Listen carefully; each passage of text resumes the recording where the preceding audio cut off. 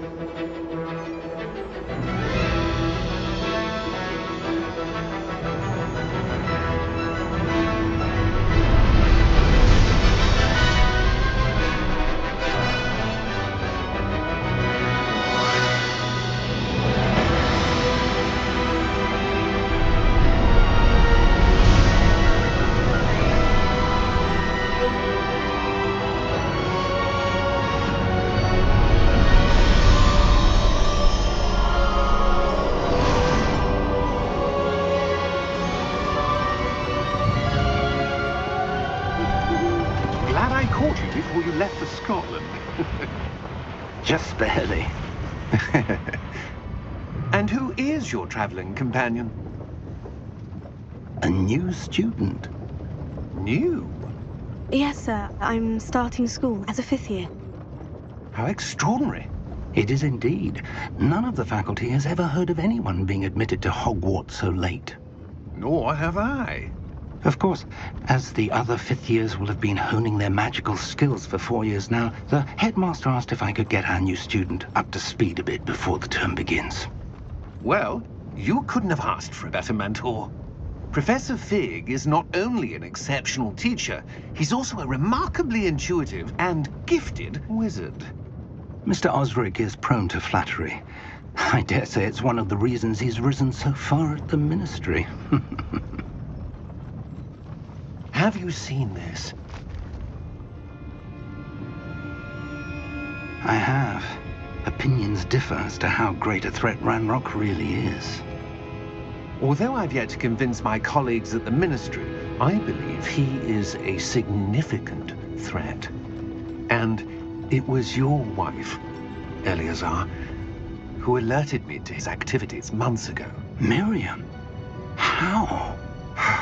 She wrote to me about Ranrock before she died, wondering what the ministry knew about his activities. Before I could respond, I received this. It was the last thing she sent me, Eleazar.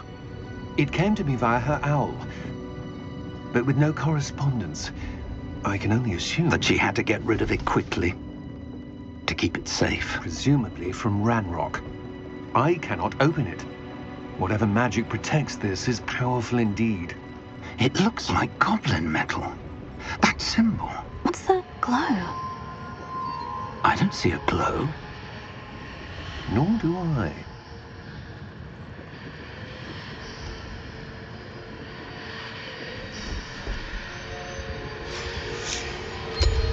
Merlin's beard! How did you... Wait! We do.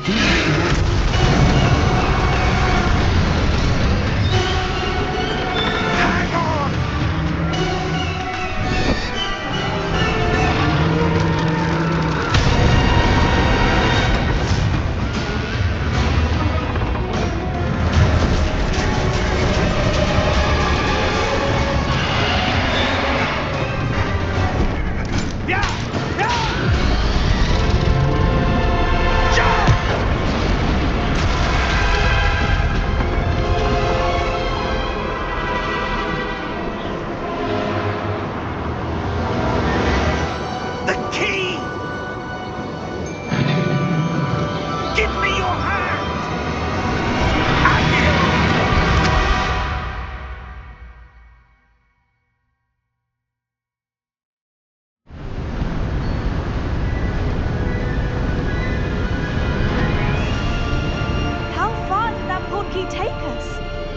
from London than the carriage travelled. We're somewhere in the Scottish Highlands. Sir, those ruins. Do you The think... Portkey was meant to lead us there? I do. This has not been the day either of us expected. But Miriam sent that Portkey to George for a reason. And I believe that she, and now George, died in pursuit of whatever it was meant to lead to. If you're sure you're all right and wouldn't mind indulging me, I'd like to have a look around. Absolutely, sir. Good. Let's see if we can find a path, however faded it may be.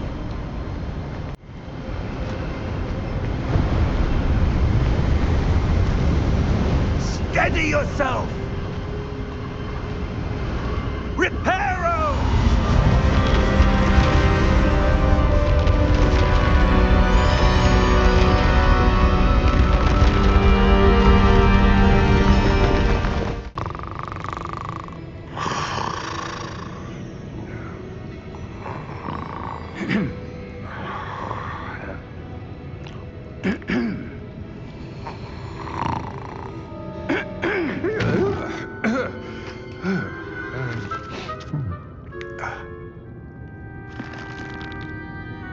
It can't be.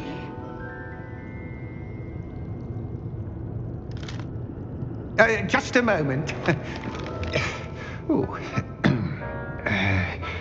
Where we here?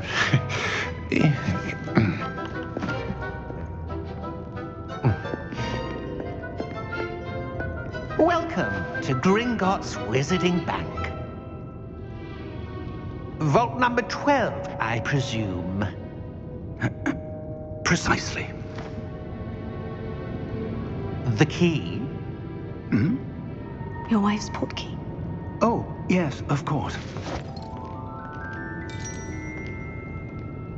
This way, then. Stay close.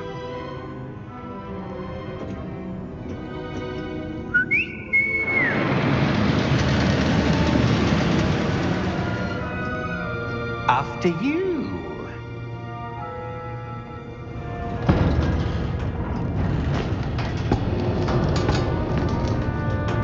Keep your hands inside the cart if you don't wish to lose them.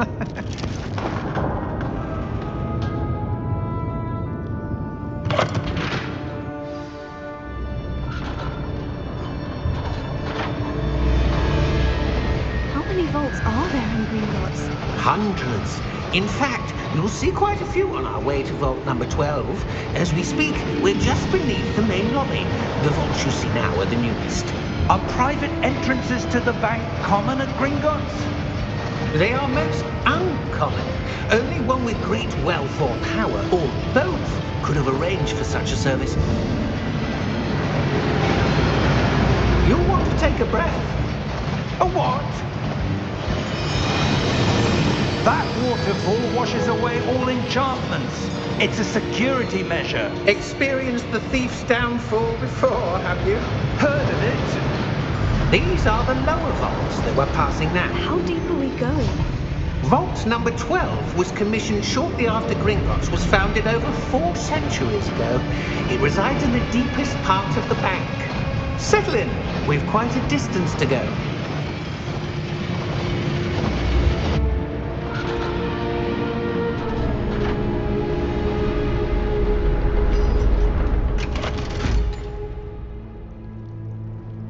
Vault number? Vault 12. Momentous day. On your way.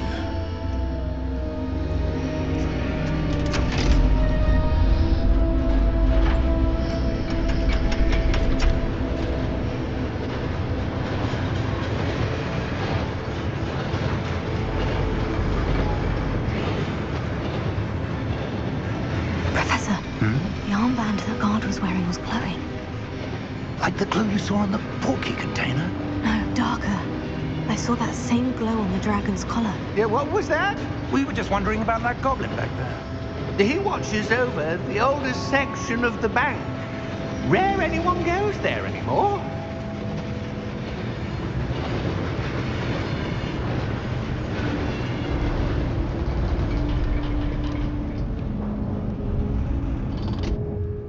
here we are.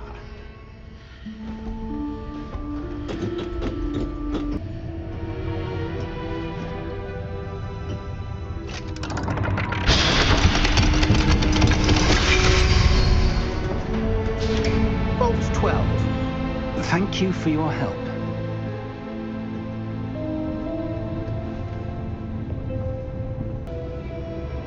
What do you suppose we should be looking for? I'm not sure. Sir, I wonder if you The might... instructions for Vault 12 indicate that I am to grant access to the holder of the key and then close the door. Wait! Best of luck. Professor? That was certainly unexpected. Let me think. There must be something here. Revelio, perhaps? Revelio? Yes, a revealing charm. No time like the present. Let's see what we're missing, shall we?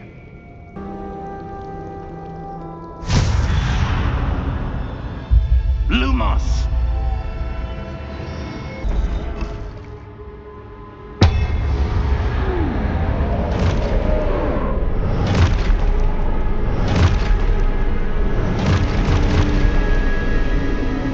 Look out! Protego! Accio! Defecto! Levioso! Deposo!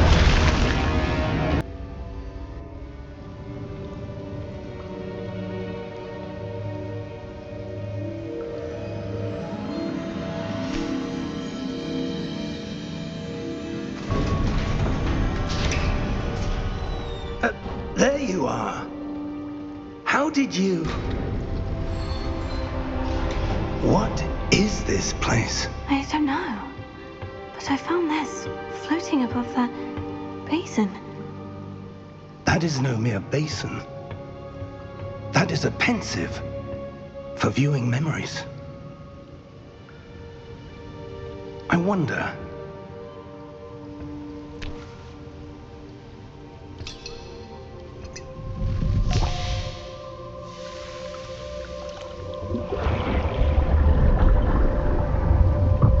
Follow my lead.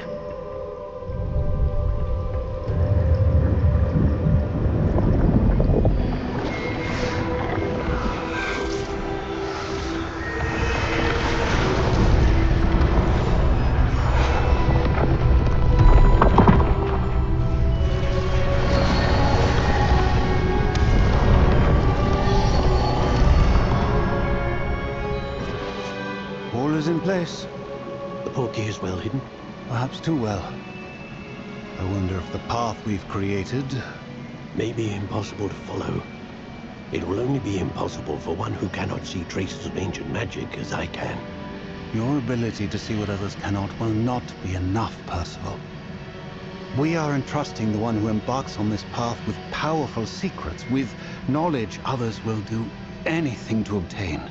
Yes, and if we are correct, Charles, the witch or wizard who completes the trials will have proven themselves worthy of that knowledge, and the responsibility that accompanies it. We've done all that we can.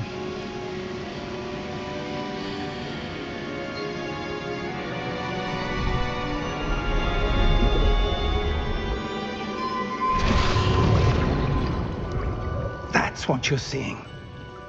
The glow that surrounded them. Yes, sir. Astonishing.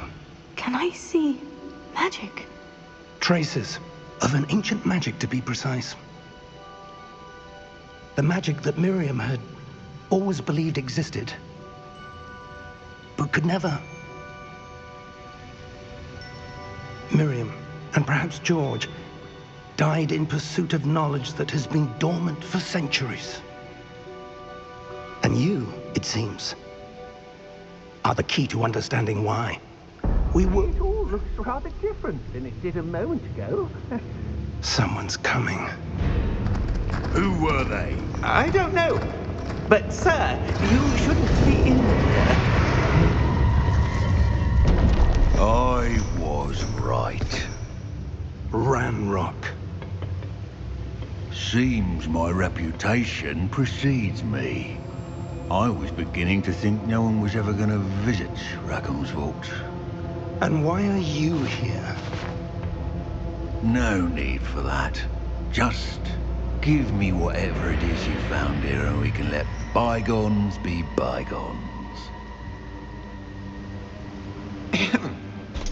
Sir, they had the key to the vault. Choose your next words wisely. I only meant that the instructions to Vault 12 were quite clear. Sir, I must insist. I was to grant access only to one with the key, and you didn't have.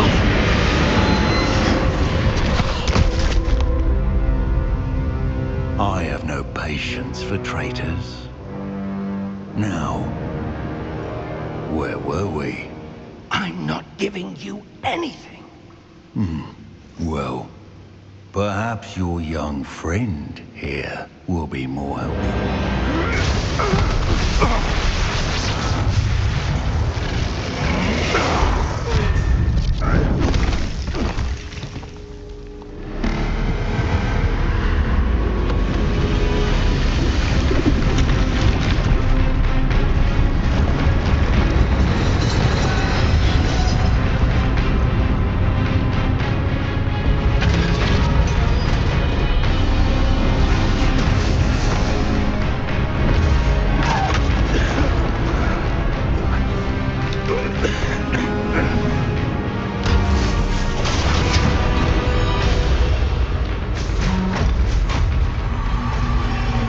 No way out.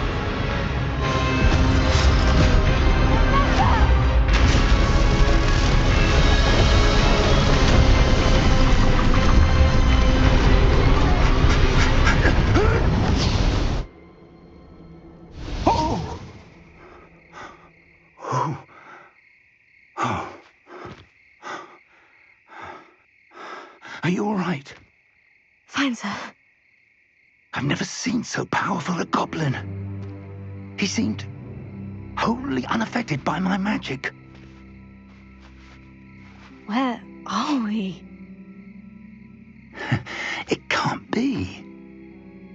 It seems those who set up the pensive, the locket, and the path to both wanted someone with your ability to end up here.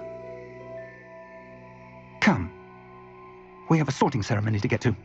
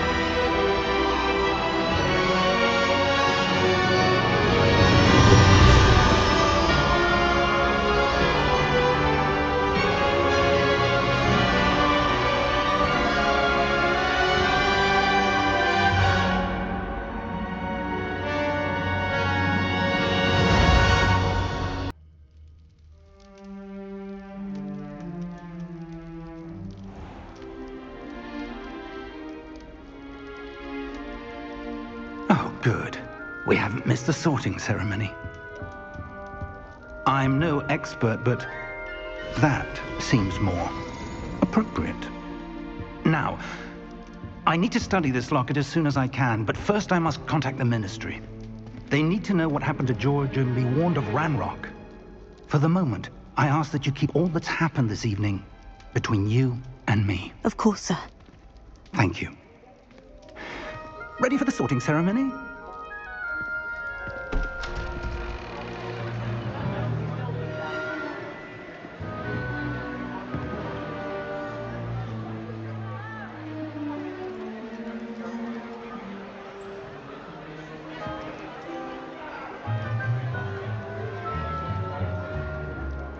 Phineas, Nigellus, Black.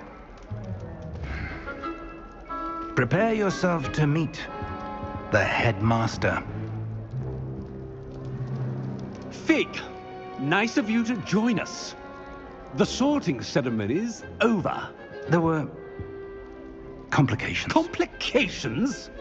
It seems the goblin problem has... Enough. Goblins. I've no time for rumors, Fig, and I'm rapidly losing whatever patience I had left. If you're lucky, we might still be able to get you sorted this evening. I'll be in touch.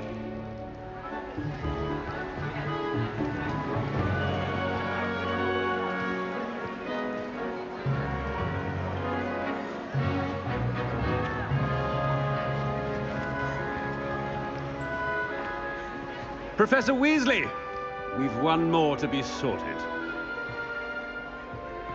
Welcome. You're just in time. Have a seat.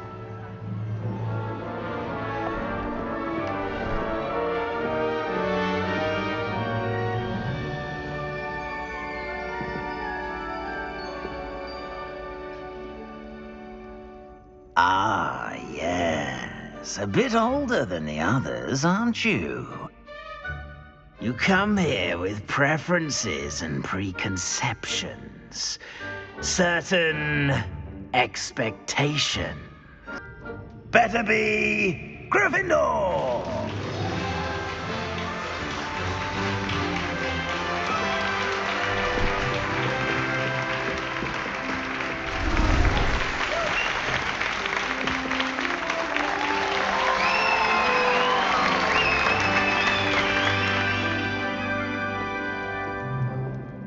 Oh, and one more thing. Due to the unfortunate injury on the pitch in last spring's final, this year's Quidditch season has been cancelled. Enough! It's not as though I've banned flying altogether, but don't tempt me. You are here to focus on your academic futures. I'm sure you will have plenty to do before classes begin tomorrow. I said, I'm sure you all have plenty to do before classes begin tomorrow.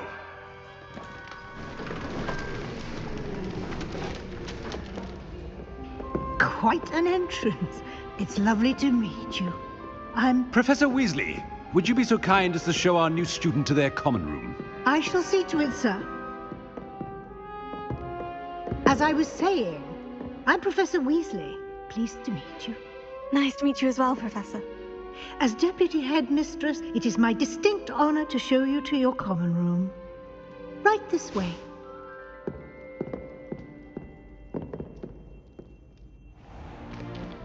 It's most uncommon for a student to begin as a fifth year. This should be quite an adventure. I'm looking forward to it. I remember the first time I entered the Gryffindor common room after being sorted. You were a Gryffindor? I am a Gryffindor. Never could remember the password when I was a girl, however. Password? Password? The password is Grata Domum. Grata Domum. You may enter.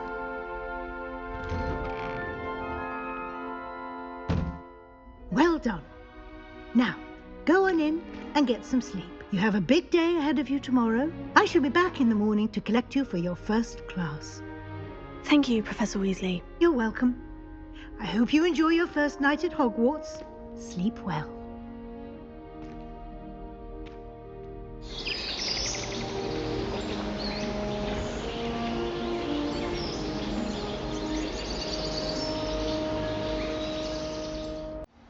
Good morning. I trust you're ready for your first day at Hogwarts? I've been dreaming of this day for a long time. Can't believe I'm here. Well, you are here. Make the most of it. You only have one first day at Hogwarts. Now, in light of your unique situation, joining us as a fifth year, you'll need to catch up with your classmates and not fall behind. Especially as you'll be expected to complete your OWLs at the end of the year. OWLs? Owls? Yes, your ordinary wizarding level exams. They will determine what type of career you can have when you leave here. After much discussion with the headmaster and the Department of Magical Education at the Ministry, we've devised something extraordinary to ensure your success. here you are.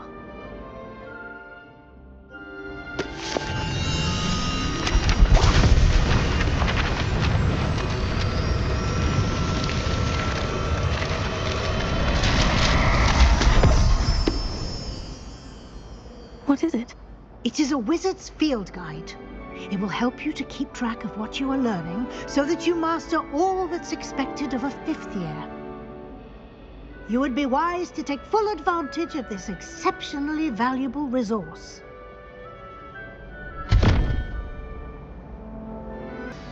That should be all for now. You'll be expected to attend both Charms and Defense Against the Dark Arts classes today. And I'd like to be sure you get to Hogsmeade as soon as possible to replace the supplies you lost on the way here. Speak of the devil, Professor Fig. Your ears must have been burning. Oh? Yes. You seem to have provided our new 5th year with a solid foundation in the basics of spellcasting. Ah, I'm afraid I can't take all the credit there, Professor. They've a rare aptitude for magic, it seems. Well, I'm just glad you both arrived in one piece. Perfectly good boats and carriages to Hogwarts, and you chose to fly in the path of a dragon. I wouldn't say I chose the dragon's path, Professor. Rather unfortunately, it would seem that it chose us. Very well. Enough chit-chat. I need to get to class myself. Might I rely on you, Professor Fig, to explain the details of the field guide's map? Of course. Thank you. It's good to see you, Professor. And you. I was hoping our paths would cross today, before you immersed yourself in studies. Did I hear you masterfully evade Professor Weasley's interrogation regarding our late arrival? I did my best, but I'm fairly certain she suspects we're not being entirely forthcoming. Yes, well, Professor Weasley is a brilliant and astute witch. It was right to keep the details to yourself for now. We don't know where this path we've embarked upon will lead. It may require a bit more flexibility with your time than she would approve of. And she may feel obliged to share details with the headmaster that would be better left between us. Understood, Professor. Is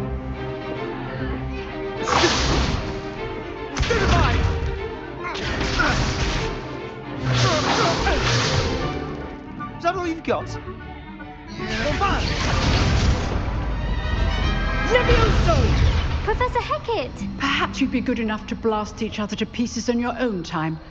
I get new students every year, but I only have one Hebridean black skull. It was a token from the Great Poacher Raid of 1878. No doubt you've heard of it. Now, you may be asking yourself how an old woman like me single-handedly took out the largest poacher ring in eastern Wales and lived to boast about it. Knowledge. To the wise, age matters very little. Today we will review a spell that has saved me from death at the hands of dark wizards more times than I care to remember. Levioso. Levioso? A levitation charm? Levioso! A surprised opponent is a weak opponent. Care to defend yourself, Master Pruitt? No?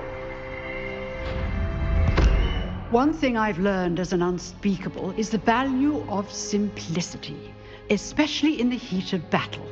Now, let's practice what we've just learned, starting with something small. We'll start with you two. Duelists, take your marks. Time for a proper Hogwarts welcome. Now, I want a fair duel, using only Levioso, basic cast, and Protego. You may begin.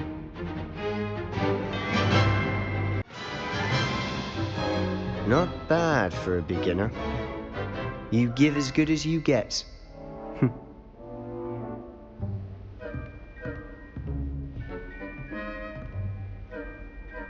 I put you on the spot, and you rose to the challenge.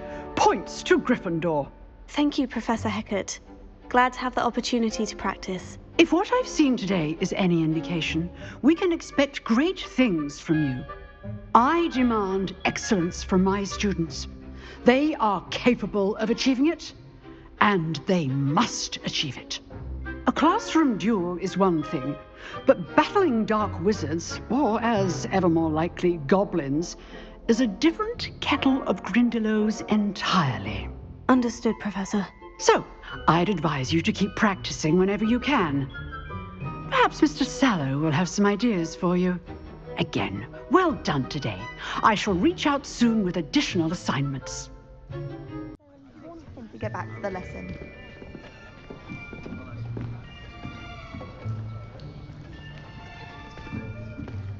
Here, behind you. There is an open seat here. Thank you. Hello, I am Nettie. So you are the new student. Have you met Professor Ronan yet? Shall we begin? Welcome to Year 5 of Charms. Now, this will be a crucial year in your education on the art of charm work, but I am confident that we will take hold with the passion and rigor requisite of such a challenge. Right, now, everyone, please open your textbooks to page 517. But before we begin, can anyone here tell me the difference between the incantations of the color change and growth charms? Anyone? Anyone? I am afraid it is too late to study now. My, the summer months must have really taken a toll on you all. By the looks of it, you all spent your holidays practicing Obliviate on one another. Do you even remember how to perform a basic summoning charm?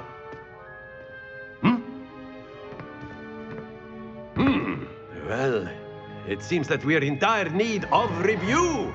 Everyone get into pairs and take positions on opposite sides of the classroom. Now let's put those textbooks to use as the blunt objects you so believe they are, and take turns summoning them out of one another's hands. Only one book will be needed per partnership, Miss Dale. Thank you. Get into place now.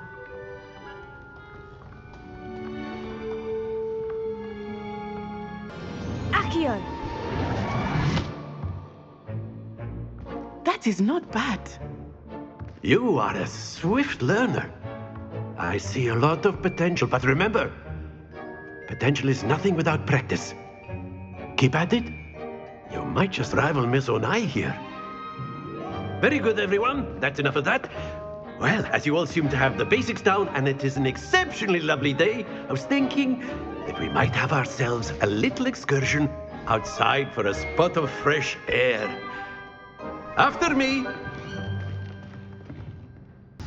Professor Weasley said that you need to get potion recipes, spellcrafts, some seeds, and... a new wand. Of course! You will enjoy Mr. Ollivander, and I am keen to see what you will do with a wand of your own. You should be able to collect everything you need and still have time to explore a little as well. Experience Hogsmeade at your own pace. We can meet up in the town circle when you are finished. I'll be right with... Ah, it's you.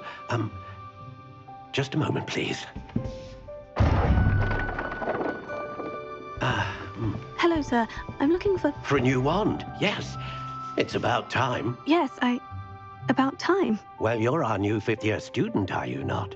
Oh, what am I saying? Of course you are. Gerbold Ollivander's the name.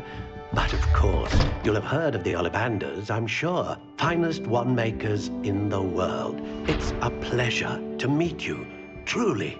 Now, come with me. Let's find you the perfect wand, shall we? No, not you. Yes. Powerful core. 10.5 inches. You might do. Here, give this one a try. Well, go ahead, swish. How odd. Once more, come on, really swish it. Oh dear. Well, this isn't a good match at all, is it? We'll find you something, not to worry. No, not you. Perhaps. Yes. A rare wood, 13 3/4 inches, dragon heartstring. Let's give this one a try.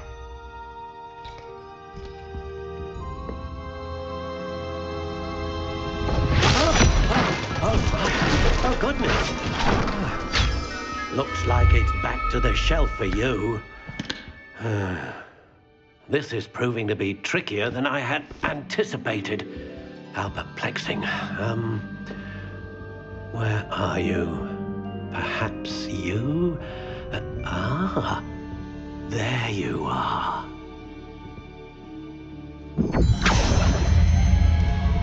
Yes, I think you might be the one. Here, take it. What do you think?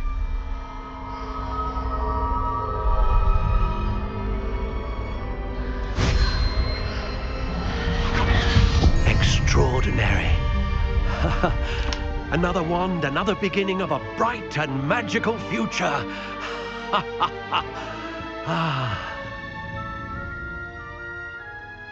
Now, how did that feel? Good. Different. I sensed a sort of surge of some kind. A match. Your connection seemed particularly powerful. The right wand will learn from you, just as you learn from it. I'm eager to try it out. Of course. And a phoenix feather core is terribly selective. This will be an excellent match indeed. And the bond between you and your wand should only grow stronger. Do not be surprised at your new wand's ability to perceive your intentions, particularly in a moment of need. That sounds wonderful, Mr. Ollivander. I'll let you get to it. Do come and see me again if ever I can be of further assistance. I have everything. I see what you meant about not being able to pick a favorite shop. We should walk around a bit more. Perhaps today is the day I finally pick one.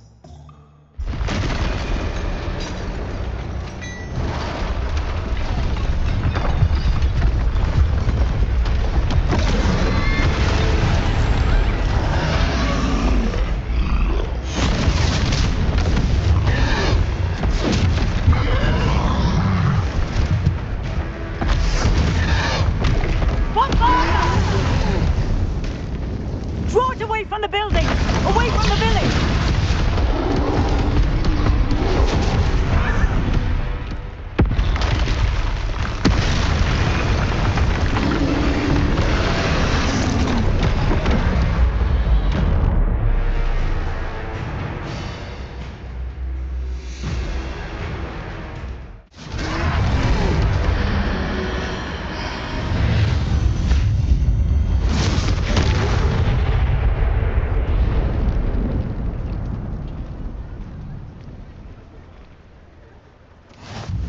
Goodness! A second troll! Did you two take on a fully grown troll? By yourselves? I suppose so.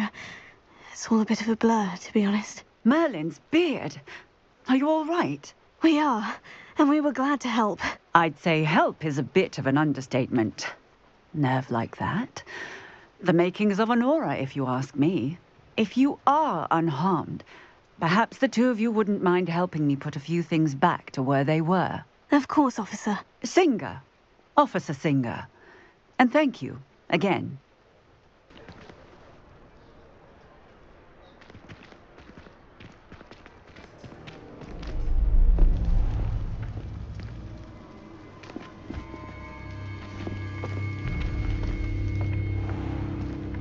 You said you could get to the child when they came to Hogsmeade. That all you needed was a distraction. I gave you a distraction. I just watched a student take down your distraction. Who's this child? What are you not telling me? All you need to know is that if you cannot get to the child, then you have no value to me. Let's go.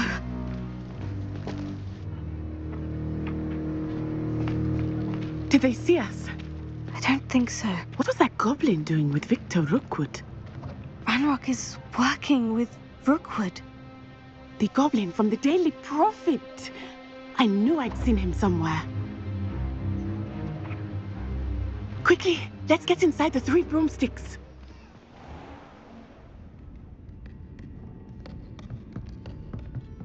It's a treat to see you, Lodgok. I shall let you know if I hear anything. Thank you, Sirona. You be well.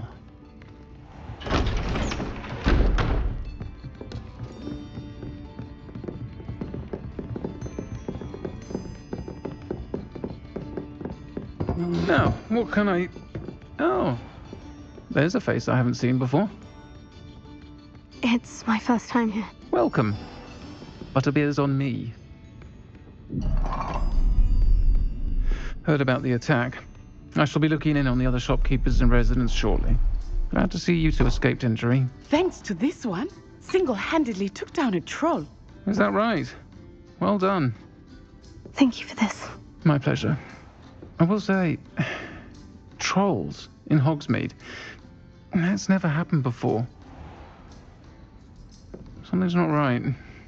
The only brutes we usually have to deal with are... How timely. Was that Lodgok I saw leaving just now? Your clientele's not what it used to be, Sirona. Not to worry, Victor. Once the two of you leave, the caliber of my clientele will greatly improve. I wouldn't do that if I were you, Theophilus. Come now. No need for theatrics. I'm only here for this one anyway. My friend is enjoying a well-earned butterbeer. Only want a quick word. Perhaps you didn't hear me. I said, my friend is busy. One would think you all had enough bloodshed for one day. Come, Theophilus. The 3 broomsticks isn't what it used to be. Let's take our galleons elsewhere. Can't drink butterbeer forever.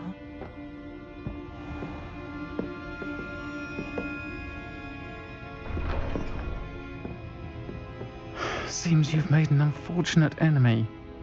Watch your back. Rookwood and Harlow are worse than any troll you might encounter. Trolls, Ranrock, and Rookwood. What are you not telling me? I promise to tell you everything. But it's perhaps best I do that later. Professor, I'm glad to see you. And I you. Thank Merlin you're in one piece. I heard about the attack. Trolls in Hogsmeade? Sir, the trolls were wearing armor. It had that dark glow, like the dragon collar. Goblin silver! Ranrock used it to control the dragon. But how? And why send trolls to... They were there because of me. I overheard Ranrock talking with Victor Rookwood. Ranrock was in Hogsmeade? With Rookwood? The trolls were Ranrock's distraction so that Rookwood could get to me. And he would have, had Sirona and the patrons at the 3 broomsticks not intervened. This is grave news indeed. If Ranrock's goblins and dark wizards are after you, they want what we found in that vault. Speaking of the vault, do you think that Ranrock is working with any of the goblins at Gringotts? I do not. Gringotts goblins aren't typically the friendliest of beings, but they have a great deal of integrity. No, I dare say after what happened to that poor banker, the goblins at Gringotts are no followers of Ranrock. They're after the locket. You said you discovered something in it. Yes. I discovered an inscription. When I read it aloud, this map appeared. Clever enchantment. It's a map of Hogwarts, to be sure, but I do not know where it leads. It leads to the library. The restricted section, to be precise, and a bit beyond. I see traces of magic there on the map.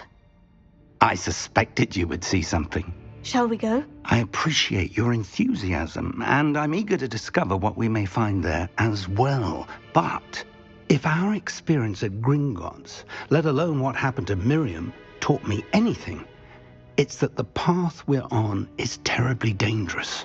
I'd like you to work with Professor Hecat a bit before we continue. But sir, how dangerous could the library be? Perhaps we're only after a book. Perhaps we are only after a book, but we should be prepared for anything. Once you've honed your defensive magic further, come and see me. I'm here about the new spell you wanted to teach me, Professor. Good. Professor Fig indicated a certain urgency to you completing your defensive magic assignments. As such, you are to learn Incendio, the fire-making spell, handy for lighting torches, burning away spider webs, and, when necessary, defending against those who would wish to do us harm. Sounds versatile. Quite. But before we get started, I'd like you to complete a few tasks. You may be surprised by some of them. Astonishing how much students don't think their professors know. When you're finished, come and see me. Then we shall begin working on Incendio. Hello, sir. You'll be pleased to know that I worked on my defensive magic with Professor Heckert. So I hear. She tells me you've taken rather well to your new wand. You must continue to work with her and your other professors to improve your skills. That said, I don't wish to postpone our visit to the library any longer. So, shall we proceed? Fig! I have work for you. Come. Headmaster, I'm with a student and my schedule Your schedule will wait indefinitely, as will your student. I would think that after all the trouble you caused me with Osric, you'd be eager to make amends. My office, 5 minutes.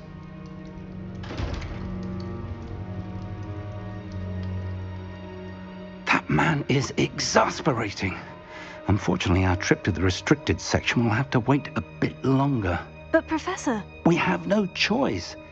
It would be unwise to provoke our illustrious headmaster further. I shall find you when I've completed whatever toils I must endure. Sebastian, there you are. I was hoping to see you. I was in the Three Broomsticks after the troll attack and saw what happened with Rookwood and Harlow. Not many students have Victor Rookwood's attention.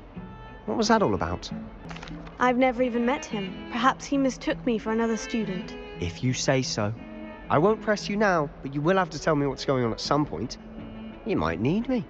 So, why were you looking for me? I need to find something for Professor Fig, but it's in the restricted section of the library.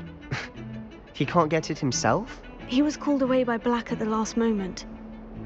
I suppose I could wait to get a note from him, but... You want to show some initiative. Precisely. You mentioned being clever enough not to get caught in the restricted section. And I am. Meet me outside the library tonight, and tell no one.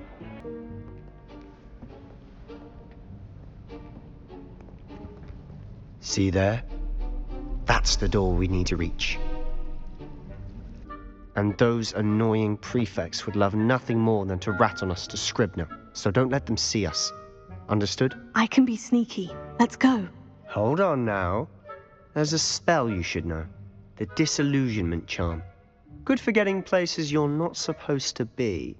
Cast it and you'll appear as little more than a trick of the light, just as long as you keep your distance and stay quiet. You mean I'll actually be able to turn invisible? Something like that. It's not as foolproof as a cloak, but those are expensive. And spells are free. Give it a try.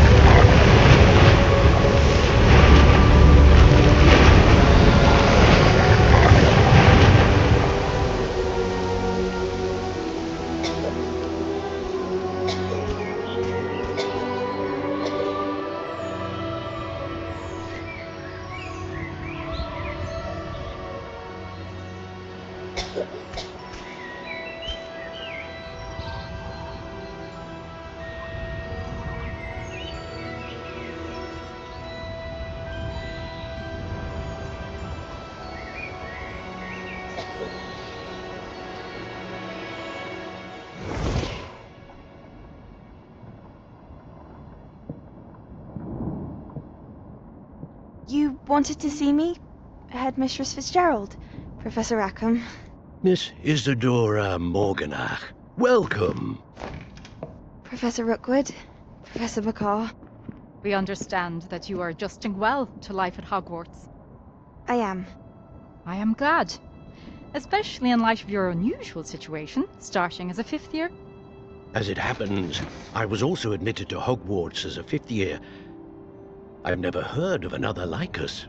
Miss Morganach, when we spoke yesterday after class, you asked about the beautiful swirls you saw years ago when we visited your hamlet. I recognized you all immediately. I cannot thank you enough for what you did. We were glad to help. And yes, I did see swirls of magic everywhere that day. My father insists it was my imagination running wild, but it was certainly real to me. It was not your imagination. Percival, Professor Rackham can see them too, but we have never known of another who could. I don't understand. What are they? The whispers or traces that appear when a particular form of ancient magic is wielded. Ancient magic? Few are capable of wielding it. Hogwarts itself is a stronghold of ancient magic. So if I can see traces of ancient magic, does that mean I can wield it too? With the proper training. But let us not get ahead of ourselves, Miss Morganach. Before I can train you to wield such magic, you must first master all that Hogwarts has to offer. A magic this powerful can do great harm in the wrong hands. It must be wielded by a select few.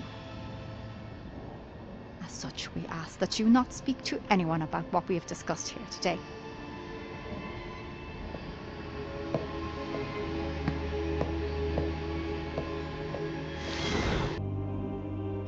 What? That's... Wait. You accessed the restricted section? But how? Thinking on it, perhaps it's best you spare me the details. Fair enough. In fact, the book was below the restricted section, as it appeared on the map. I want to hear everything. First, let's have a look.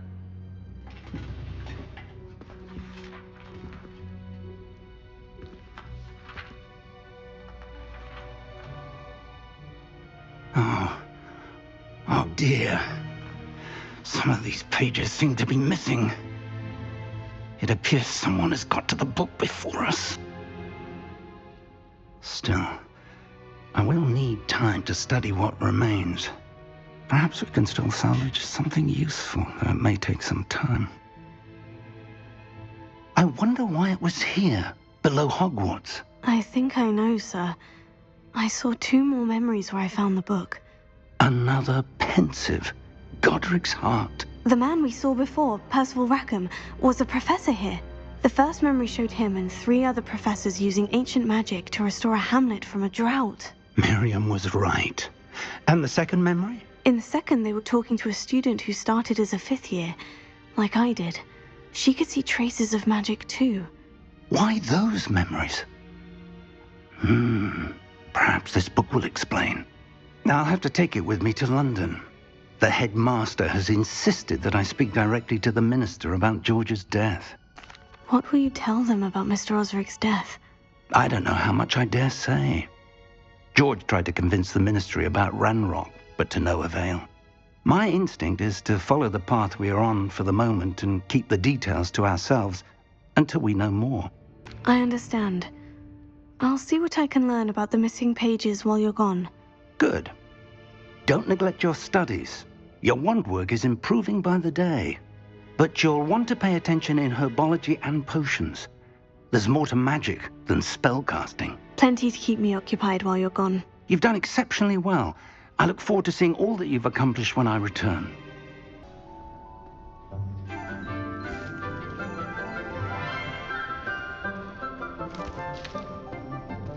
Good morning, Professor Garlick. How wonderful it is to see you again, Lenora dear. Oh, here. You'll need these for today's class. A little treat for your auntie. Ah, hello. Class, please welcome the newest rose in our garden. We do look forward to growing together. thrilling it is to have everyone back together again. This year will be filled with enchantment and excitement, but the most important thing cultivated in herbology is knowledge. The prudent herbologist is no more afraid of the venomous tentacular than the bouncing bulb. Now then, today we will be acquainting ourselves with the mellifluous tuber known as the mandrake root. Accio. Let's see if we can't make our fibrous friends a bit more comfortable, shall we? First, let's protect our ears.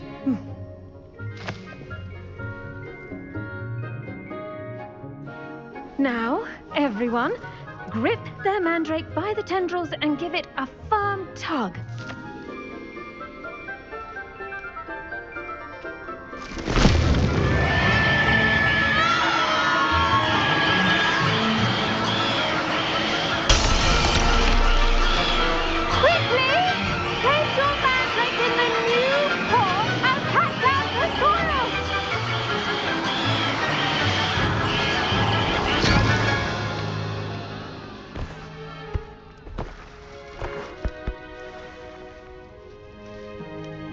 The soil should envelop the root like a warm, dirty blanket, putting the mandrake right at ease.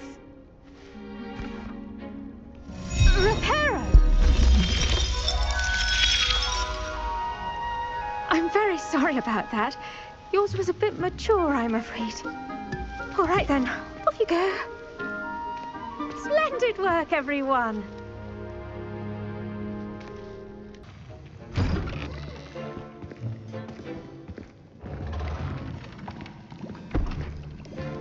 Potions is one of the most challenging and hazardous subjects taught at this school. As fifth years, you will be required to reach new heights of both discipline and intellect. You will begin this term by brewing a Wiggenweld potion. Mr. Takar, can you tell us why this particular potion might come in handy? Yes, Professor Sharp. The Wiggenweld potion can be used to sterilize and even heal a variety of injuries. It can heal some injuries, but not all. Points for Ravenclaw. Before today's class is completed, each of you will have brewed a Wiggenweld potion of your own. You never know when you might need it. Please begin.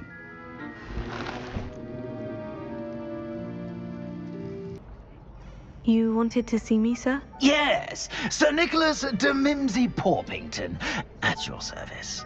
Nice to meet you, Sir Nicholas. I know about the book you found and its missing pages. I may be able to help. Follow me, if you will. It's not too far.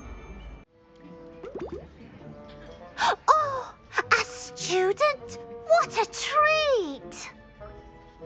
What can Finky get for you? A pumpkin pasty? Perhaps some Welsh rabbit? Sounds lovely.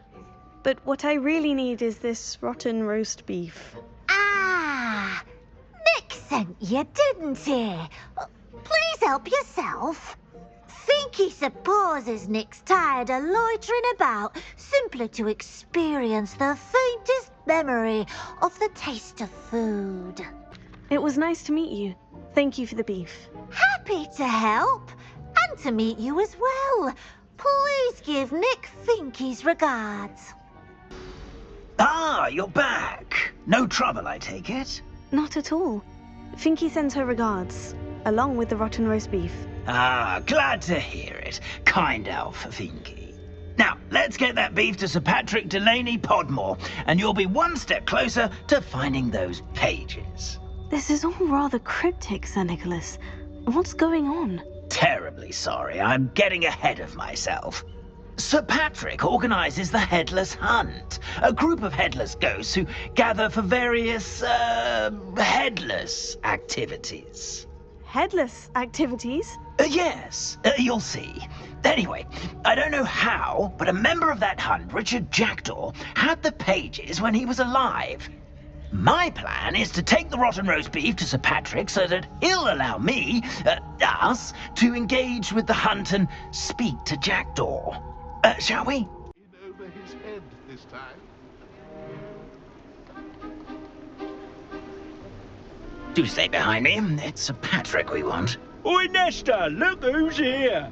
What have we told you, nearly headless Nick? Hello, Sir Ramsed. Do let us pass. We've brought a little something for Sir Patrick. Probably come to try to beg his way in again. Do they always talk to you like that? Ah, all in good fun. Once Sir Patrick lets me join the Headless Hunt, I'll be right there with them. This offering is sure to win him over. Don't forget why I'm here, sir. Rest assured, you'll have your information from young Jackdaw in no time. Wherever he may be.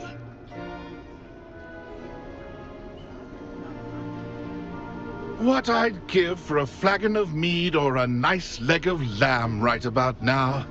Then this party would be complete. How about the next best thing, Sir Patrick? Ah, Sir Nicholas. And a student. Who let you in? We brought you a gift. This is all very suspicious. What do you really want? As if I need to ask. It's Richard Jackdaw. Where can we find him? May we speak to him? Jackdaw, eh? Why, here he is now. What a shame. Without his head.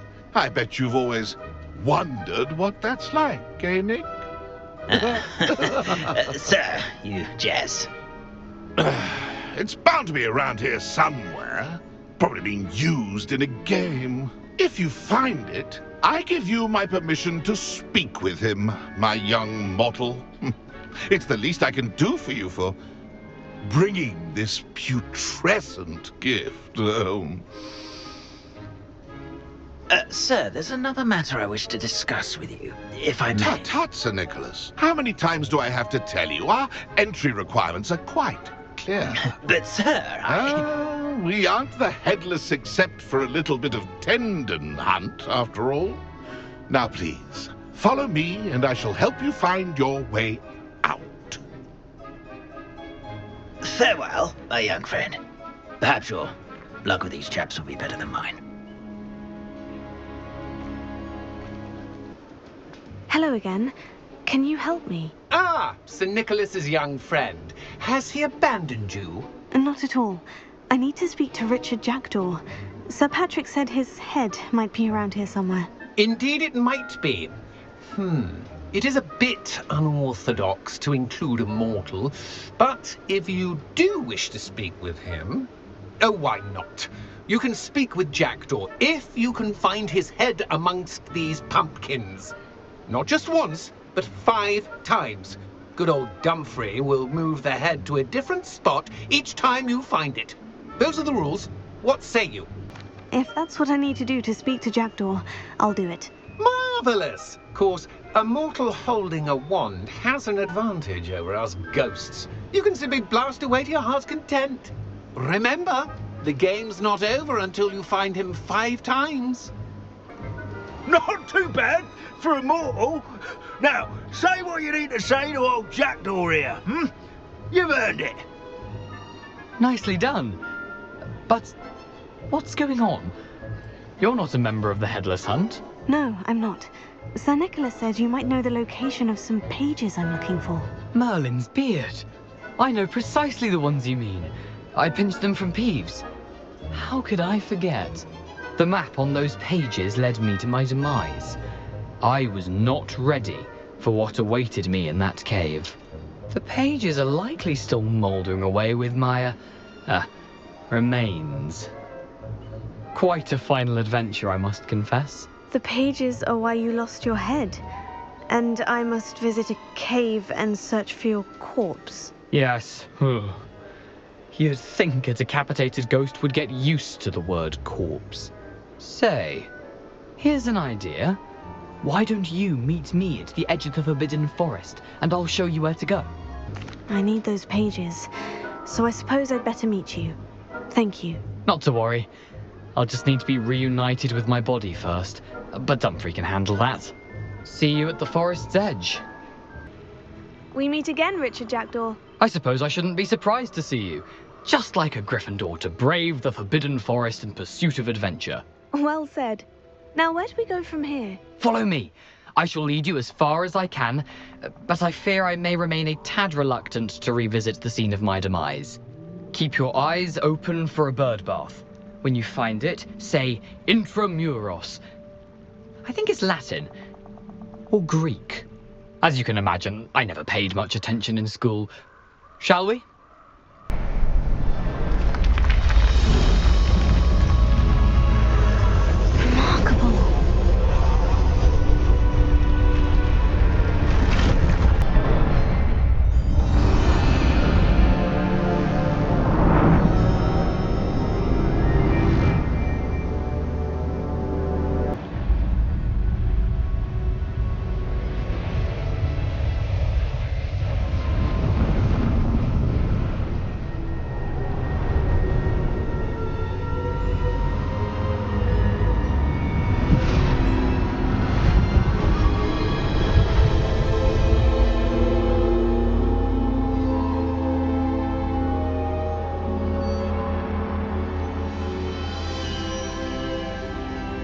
Can it be? It's you. Has someone finally found our map chamber? I recognize you from the Pensives. You're Professor Rackham. I am indeed. I must confess that I am surprised to see someone so young standing before me. I'm the same age that you and Isadora Morganach were when you started at Hogwarts. You've paid attention. And might I presume you share our ability? To see traces of ancient magic. Yes, sir, I do. As you have likely realized by now, our ability gives us a unique relationship with all forms of magic. We can access expressions of magic that few others can. Opportunities will arise that allow you to sharpen this rare talent. Do not squander them. I won't, Professor. Thank you. We have much to discuss.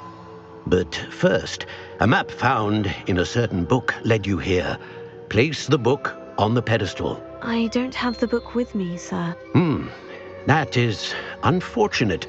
I'm afraid we must pause our conversation until you return with the book.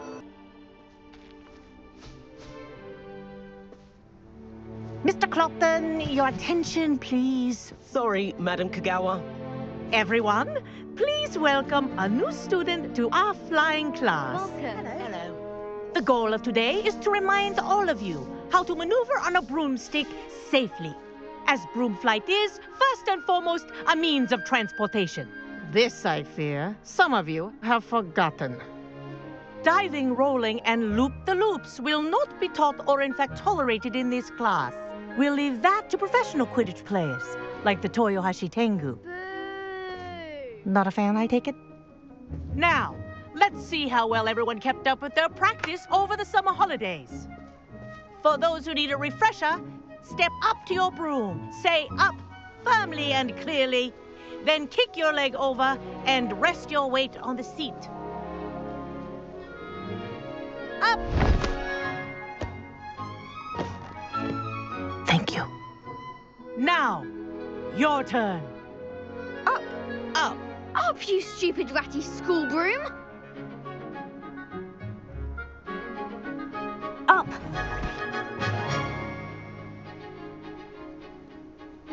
One leg over, so there's a leg on each side. None of that side saddle nonsense. A gust of wind will throw you right off.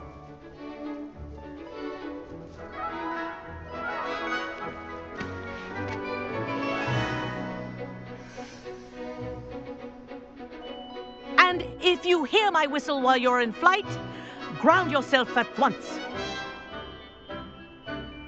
Can't say no to that. What did you have in mind? A bit of a detour, so to speak. Follow me. And where have you two been? Oh, hello, Professor. We were trying to get a bit of extra practice in. Hefty points will be taken from each of you for not following my instructions. Mr. Clopton, I'm disappointed in you. You're in this class because you're still not showing yourself, or frankly, your broom the proper respect. But, Professor... Enough. Class is finished for the day. As for you, You do well to use better judgment in the future. Chin up. That was some rather good flying.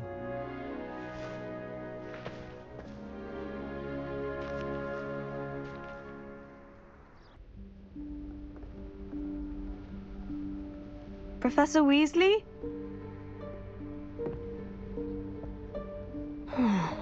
Somewhere away from prying eyes.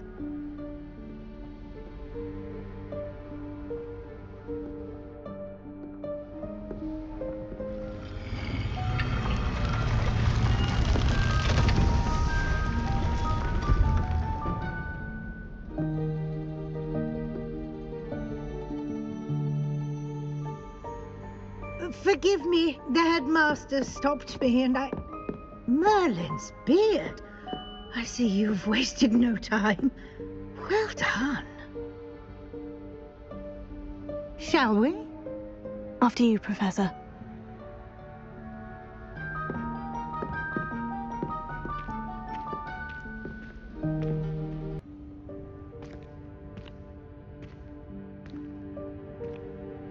What is this place?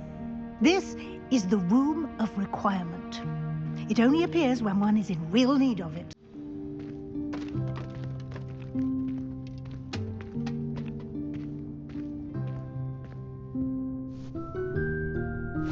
Yikes! Careful!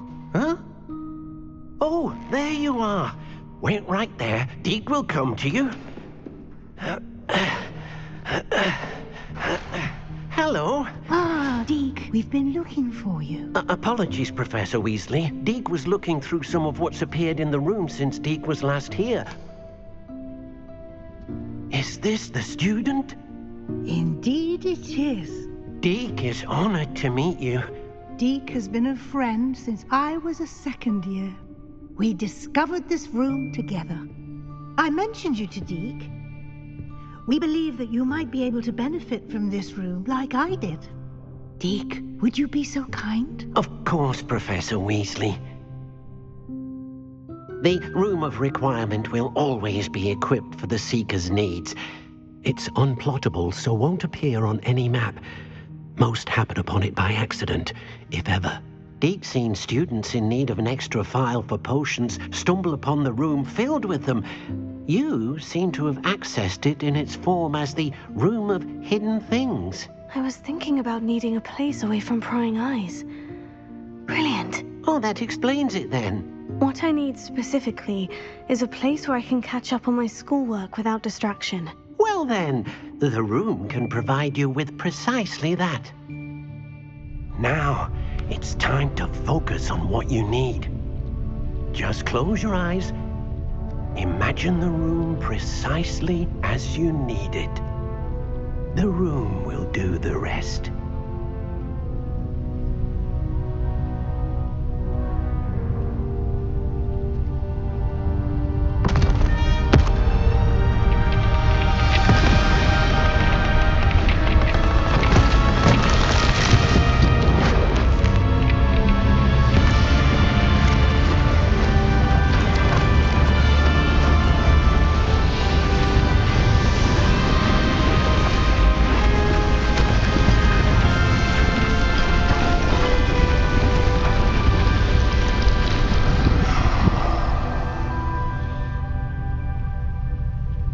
You've given yourself quite a canvas to work with.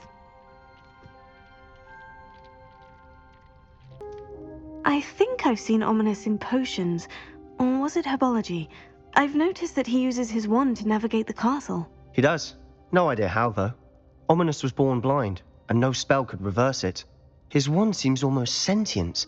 Not surprising, I suppose. Ollivander always says, the wand chooses the wizard. Is that how he found this place? No, someone in his family knew about it. The Gaunts are full of secrets. I've never heard anyone else speak of it, and I've certainly never seen anyone else here. Again, mention this to no one, especially Ominous.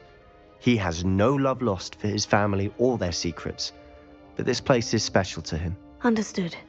But why does Ominous have no love lost for his family? His father's family are direct descendants of Salazar Slytherin, one of the 4 founders of Hogwarts. Obsessed with blood status, most of them. Ominous cannot abide them, as he'll be the first to tell you. Anyway, the Undercroft has been a perfect place to sneak off to, away from prying eyes, and even practice otherwise forbidden spells. Really? Like what? Like the blasting curse. Professors say it's not an appropriate spell to teach students. This is exactly the type of magic I've been hoping to learn. There's more where that came from. Been practicing similar spells here for ages.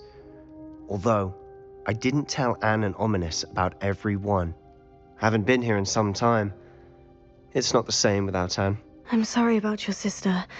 If there's anything I can do... Perhaps when I next head to Feldcroft, you could come along. Meet Anne. She could use some cheering up. You're back. Finally. Minister Spavin talks more than he listens. Ranted on and on about rogue dragons. Wouldn't listen to a word about goblins.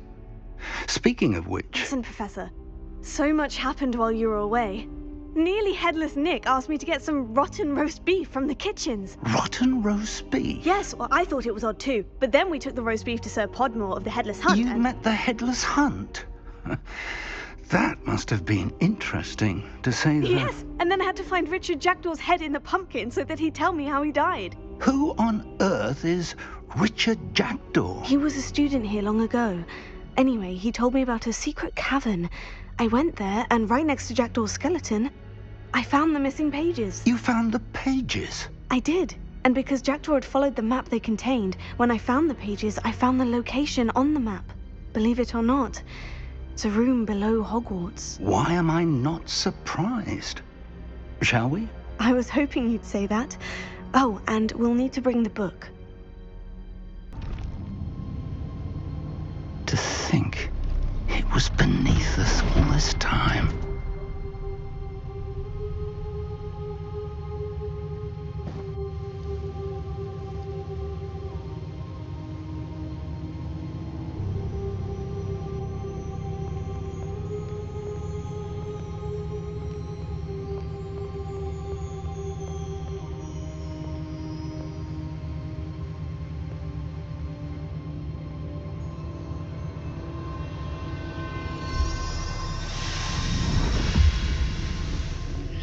This looks promising.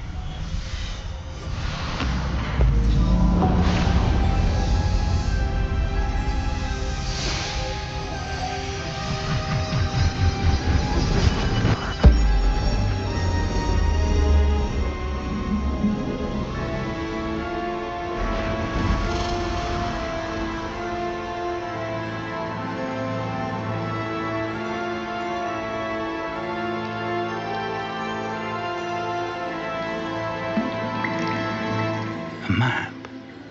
There's Hogsmeade. And over here, the Forbidden Forest. And, of course, Hogwarts. It's magnificent.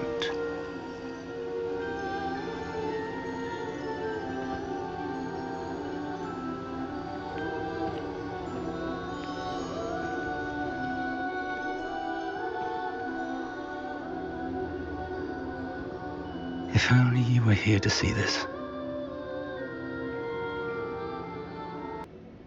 How do you do, Professor Fig? And you, my young friend, see now why you needed to return with the book? I do. I also see why you refer to this room as the map chamber.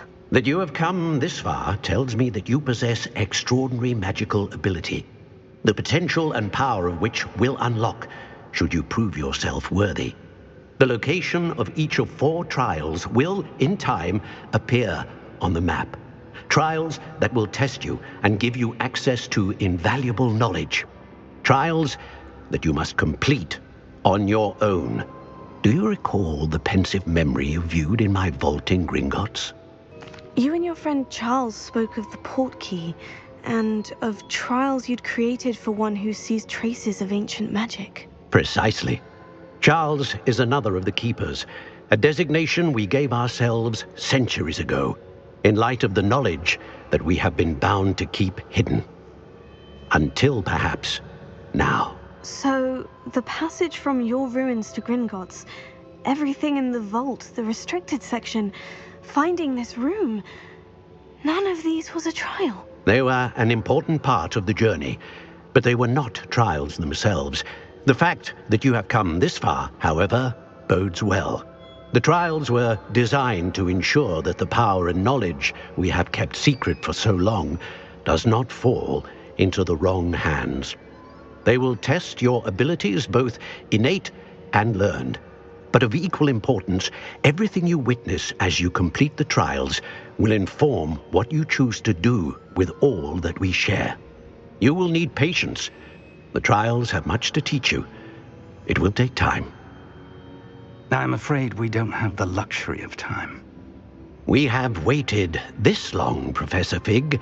Surely a few more. Respectfully, sir, while I do not know the secret you keep, I do know that our young friend here has seen traces of a powerful dark magic being wielded by goblin kind.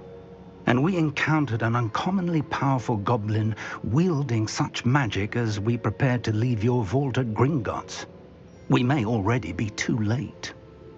This is grave news indeed.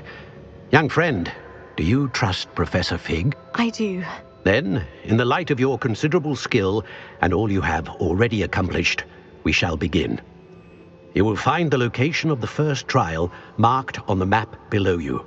Whilst Professor Fig may assist you in locating the trials, they may be completed only by one with our ability.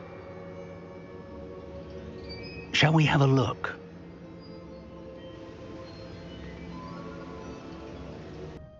Hello, Professor. Did you say Sanbakar's tower? I did. Professor Bakar is a keeper you have yet to encounter. I'm glad to see that I was correct in presuming that we would meet again soon after our last encounter, though I surmise, based on the commotion I heard, that you did not have an easy time getting to me. We did not, Professor. We encountered goblins outside the tower. That goblins were aware of my vault is disquieting enough. But if they have also made a connection to this tower, then the threat may be greater than I thought. All the more reason for us to move forward. Downstairs, near the entry, a reservoir of ancient magic, like those you've seen before, has been unlocked. Command it to access a doorway. I'm afraid I cannot say more. As Professor Fig cannot join you, he and I will, in time, see you back at the map chamber. Remember what you see. We're going to need to understand how Ranrock's loyalists knew about a tower that once belonged to a keeper. For the moment, however, you've more important things to set your mind to. A reservoir of ancient magic, I believe? Yes, sir. Then I shall leave matters in your increasingly capable hands. That said, be careful. I will, sir. I'll see you back in the map chamber.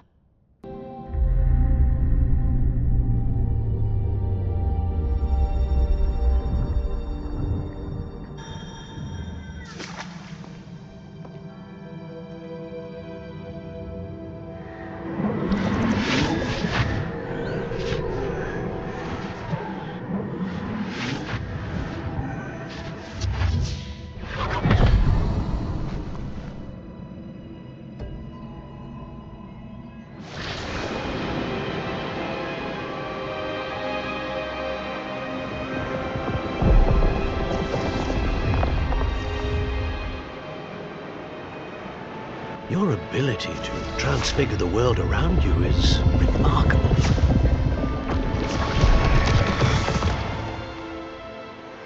What is it? My father isn't getting better. I don't think he'll ever recover from the death of my brother. It is agonizing to see those we love suffer. The drought was years ago, but the pain of losing him is as deep for him now as if it had happened only yesterday.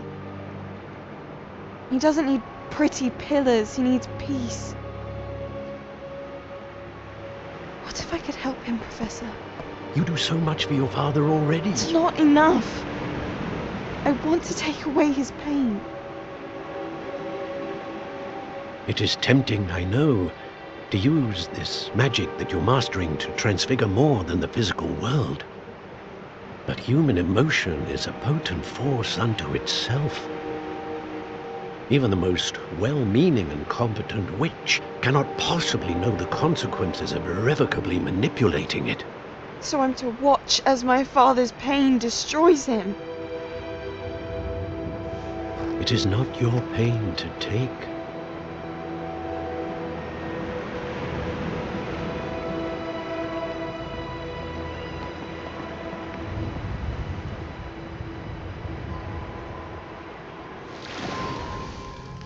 Every year, a student sees something sillier than I could ever imagine in their tea leaves. Oh, Miss Morganach, welcome back to Hogwarts, Professor. That's going to take some getting used to. Professor Rickwood?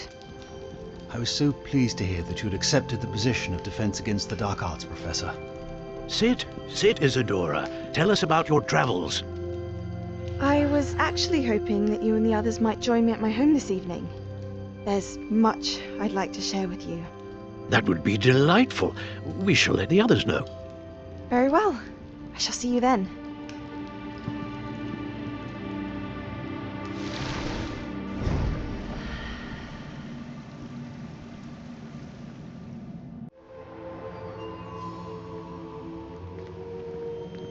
What have we here? I'm a student at Hogwarts, sir, and this is Professor Fig. Professor Charles Rookwood at your service. Has someone completed the first trial? I have, Professor Rookwood. We saw you in the Pensive in Gringotts with Professor Rackham. Indeed. So, you found the portkey to access Professor Rackham's vault, and you deciphered the map within the locket you found floating above that Pensive. I did.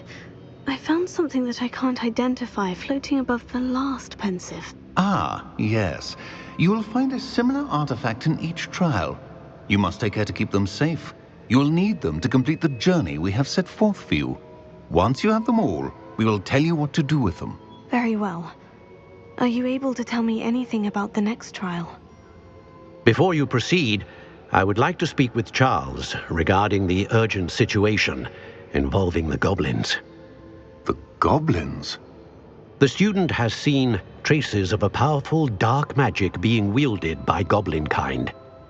They and their mentor, Professor Fig, not only encountered goblins lurking outside of Sanbakar's tower, they also encountered a powerful goblin in my vault at Gringotts.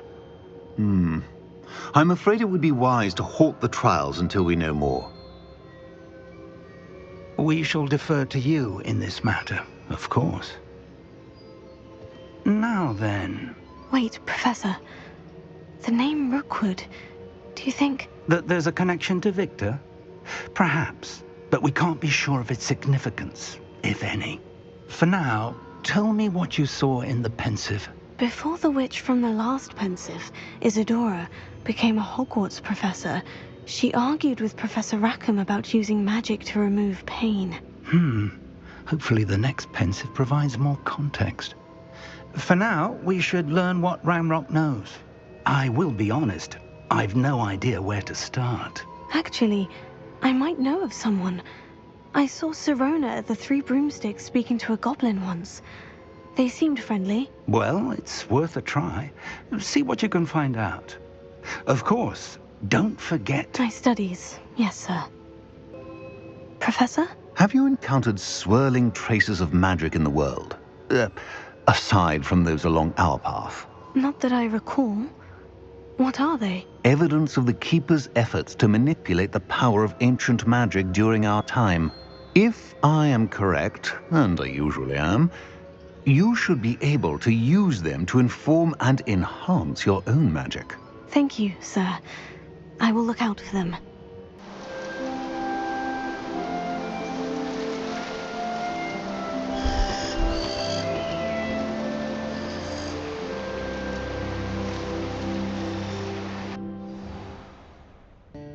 Hello, Miss Ryan. I wanted to thank you again for your help with Rookwood and Harlow the day of the troll attack. Sirona, please. And I was happy to help. Oh, those two are nothing but trouble. Glad you and your friend were here when they found you. I am too. You were speaking to a goblin here that day. Yes, Lodgok. He's a friend. It seemed as though you were on good terms with him. I've known him for years. We met when I was waiting tables here as a student, well before I bought the place. He was cordial enough, but we weren't friends then. His mistrust of wizard kind ran deep. But you're friends now? We are. Hadn't seen him in years when he came in a few months ago. But he recognized me instantly, which is more than I can say for some of my own classmates. Took them a second to realize I was actually a witch, not a wizard. Not all goblins are like Ranrock and his loyalists. Lodgok is as worried as the rest of us about what's been going on. In that case, I'd like to talk with him. About Ranrock in particular. Where might I find him? I assume your interest is to do with the rumors I've heard about Ranrock working with our friend Rookwood. It is. If he's not here, you might find him doing business at the Hog's Head. He's a trusted metal trader. You should mention that we spoke. He can, understandably, be wary of witches and wizards, even ones as young as you. That said, if you're looking for information on Ranrock to help rein him in, you'll find an ally in Lodgok. Hello, Lodgok. Sirona said I might find you here. She did she? Did she send you with news? No, actually, I wanted to speak with you. It's about Ranrock. Now I remember. The 3 broomsticks. Day of the troll attack. You're the student he's after. I am, and I need to know what he and his loyalists are up to, so I can stay a step ahead. Let's say I did know. Why should I trust you? Sirona trusts me, and she said she thought our interests may be aligned. Well, if Sirona trusts you, very well. I may know of something that could help us both. A way to get Ranrock to confide his plans to me. I'm listening. Years ago, a heinous witch stole a sacred goblin relic. Rumor has it that it now rests in her sarcophagus, in a tomb accessible only by wizard kind. Ranrock and I had a falling out a while back. The relic could well repair the chasm between us. I wish you luck retrieving the helmet. As a wand carrier, you should have an advantage. Now, before you set off, do you have any questions? It all seems clear to me now that we're here. I do hope our alliance proves fruitful. Again, I wish you luck.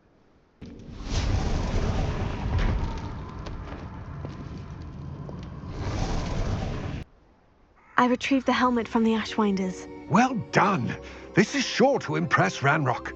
The helmet shines even more brightly than I imagined. The etchings, the contour of the profile, remarkable. Welcome, everyone. I see you've already met some of the many beasts we study in this class. Though be advised, none of these creatures should be taken lightly. They are all in their own way dangerous, especially if one does not know how to handle them properly.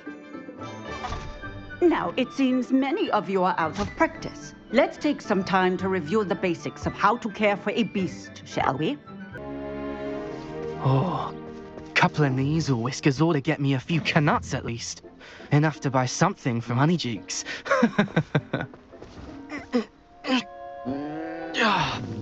Stupid thing.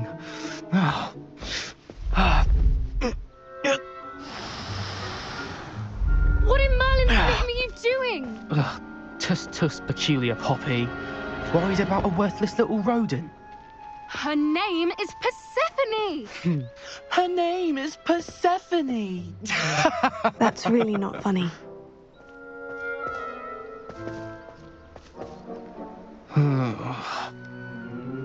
Let's go.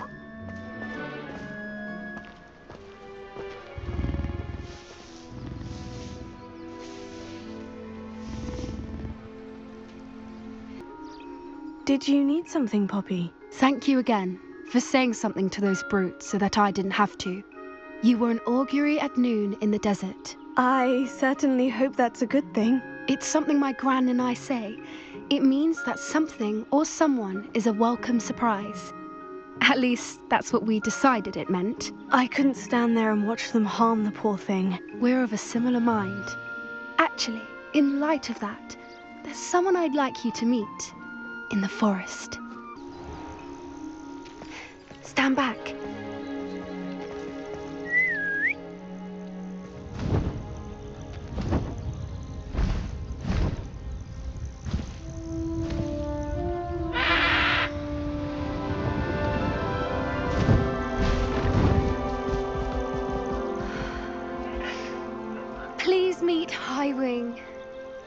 Isn't she just magnificent?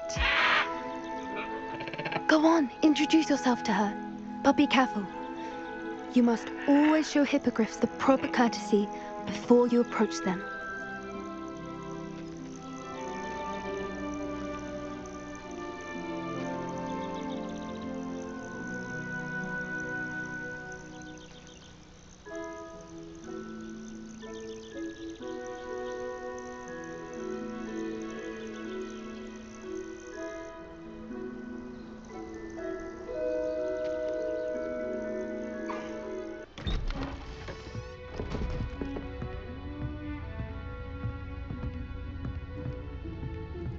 Aha! Sebastian, where did you... Is that what I think it is? We've been over this, boy. Hey. Shrivelfigs cannot reverse a curse. Nothing can. The sooner you accept that reality, the better. But we haven't tried everything. There is no cure! When will you accept that? Never. I can never accept it. Now look what you've done. I'm sorry.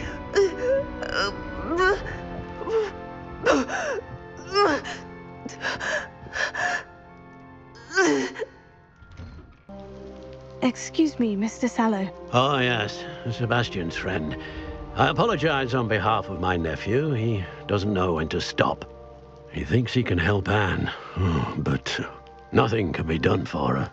It could be that you've not yet discovered the cure. Ah, you sound like Sebastian, thinking you know better than the healers at St. Mungo's. Perhaps the healers don't know everything, sir. Sebastian is single-mindedly focused on finding a way to help his sister. If there is a cure, he will find it. Your faith in Sebastian is misplaced. Some sort of dark magic cursed Anne, and the goblins aren't likely to explain themselves anytime soon. Giving her hope is cruel. The only thing to do now is keep Anne comfortable and stay out of the Loyalists' way. Are you all right, Anne?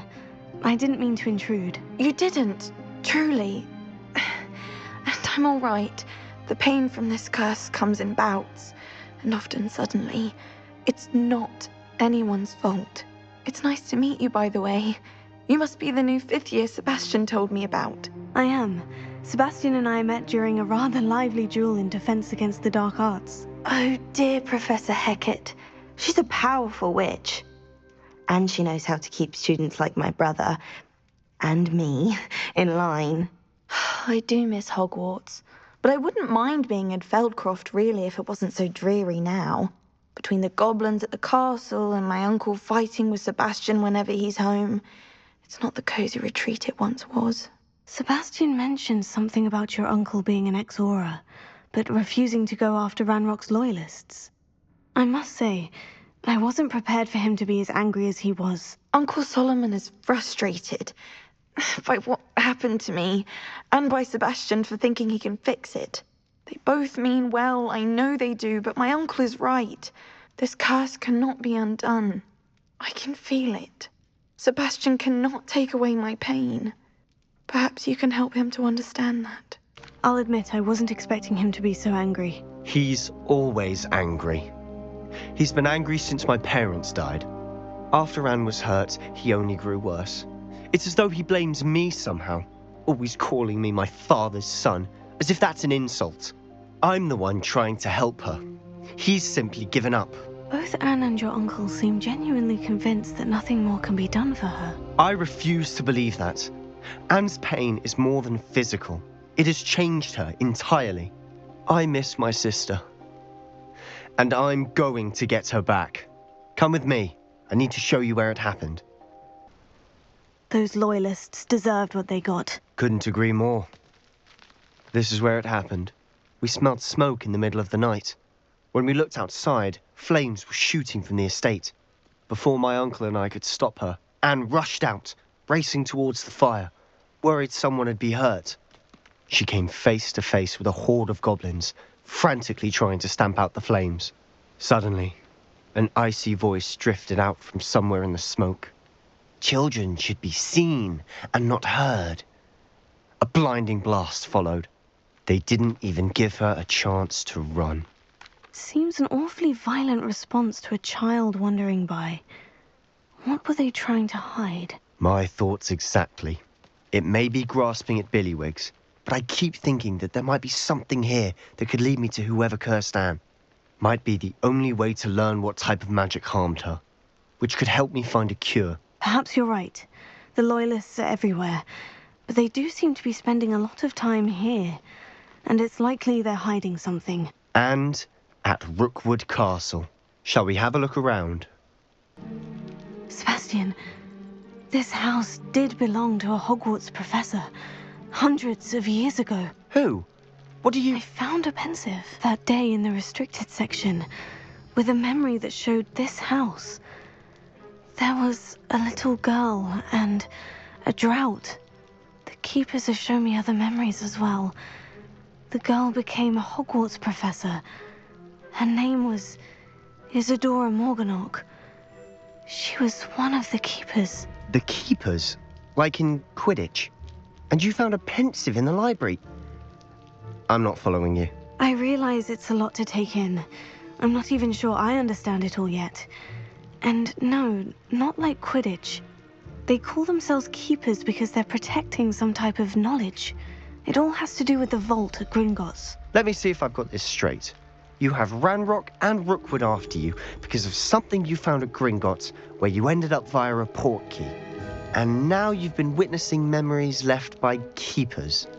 Oh, and this house belonged to a Hogwarts professor who was one of these non-Quidditch keepers hundreds of years ago. If I didn't know you, I'd think you were pulling my leg. It is all a bit much, isn't it, when you put it like that? The point is, we both have good reason to search this house. You for answers about what happened to Anne, and me for answers about the keepers. I know it sounds strange, honestly, nothing you say sounds strange to me anymore. Fair enough. I can see the Undercroft through this stone wall, as though it's a window. This has happened before. I'm listening. I have a rare ability to see whispers of ancient magic. I don't know what I was expecting you to say, but it wasn't that. I knew you weren't telling me everything. Ancient magic. What does that even mean? I'm not entirely sure, but the Keepers have said that it's a powerful magic that should only be wielded by a select few. And you can wield it? I don't know, but Fig and I think that Ranrock has somehow found a way to harness that magic's power. Are you telling me that goblins may be wielding some sort of wizard magic? That's what we're trying to find out. What I do know is that my ability allows me to travel through these windows I see. Wait. We can get straight to the Undercroft from here. Ominous will be floored. We can, but perhaps best not to tell anyone else about this for now. Even Ominous. Understood. Well then, invisible, secret, ancient magic passageway? Here we come.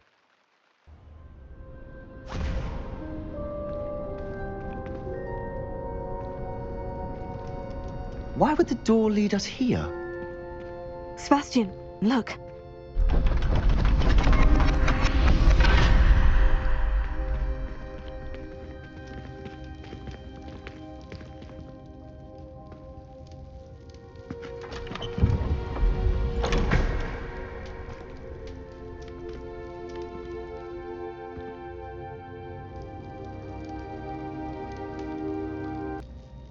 A rune symbol.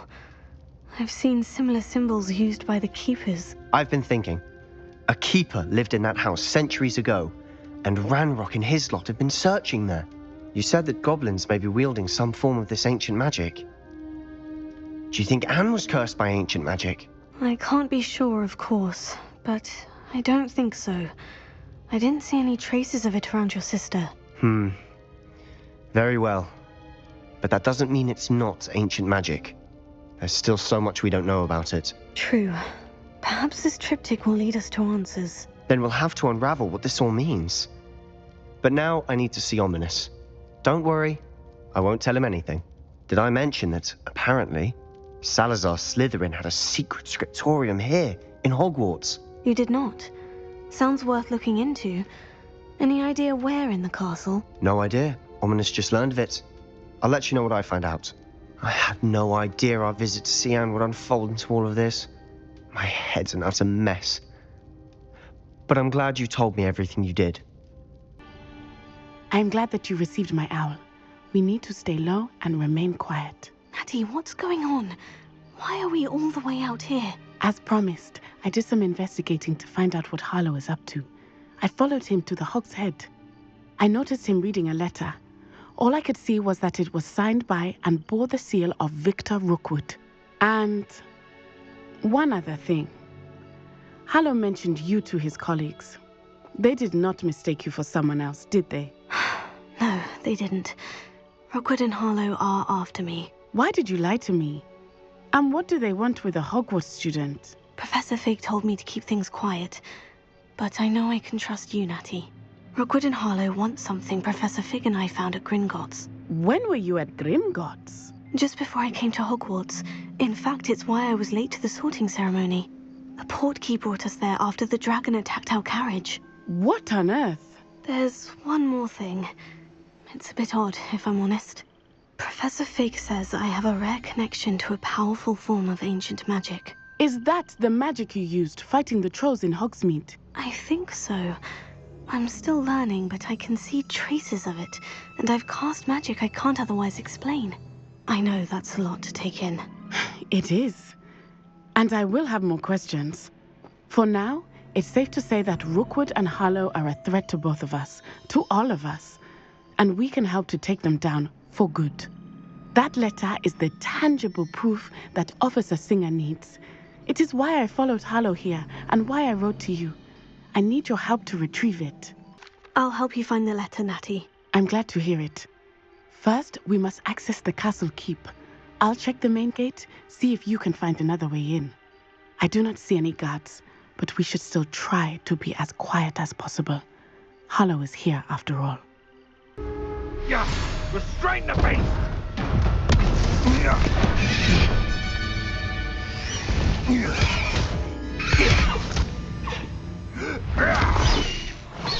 Highwing. Do you know that hippogriff? Get this thing back now. Very well. New plan. I get the evidence and you free that hippogriff. Agreed? This is our chance. Go!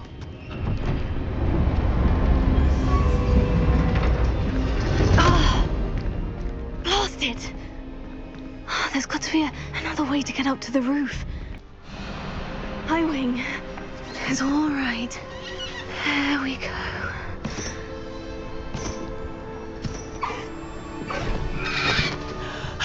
There you are.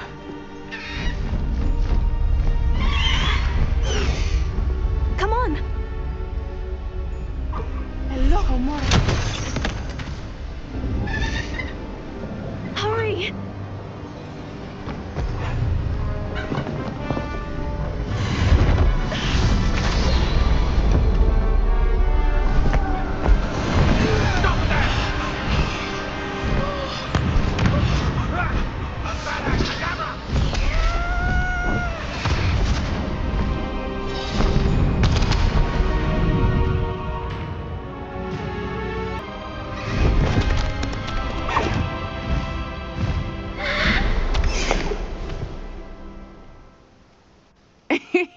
How exciting. Oh, it was exhilarating, wasn't it? I wasn't sure we were going to make it out alive. There was no need to worry. I had it all under control. Were you able to find the letter? Summoned it straight out of Harlow's hands. I will say, I did not expect to see him cast the killing curse at us. He won't forget this. Be on your guard. Of course. What did the letter say? That Rookwood's looking for a phoenix. Not sure where he will find one. But it also included Harlow's orders to inspect that castle for the poachers. Enough to connect Harlow to the crimes. I shall deliver the letter to Officer Singer. She'll have to do something when she sees it. Now, tell me, where did you meet these hippogriffs? I've only met Highwing before. Poppy introduced us. Poppy Sweeting knows a hippogriff. Of course she does. Poppy will be relieved to know that Highwing's safe. I came to the right person for help. My mother will be worried. I must go. Seek me out soon. I shall have much to tell you.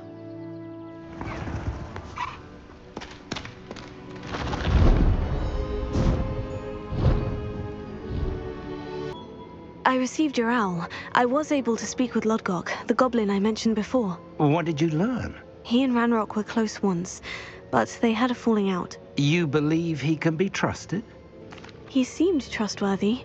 Difficult to know, really. But Sirona Ryan trusts him. Well, that's something, I suppose.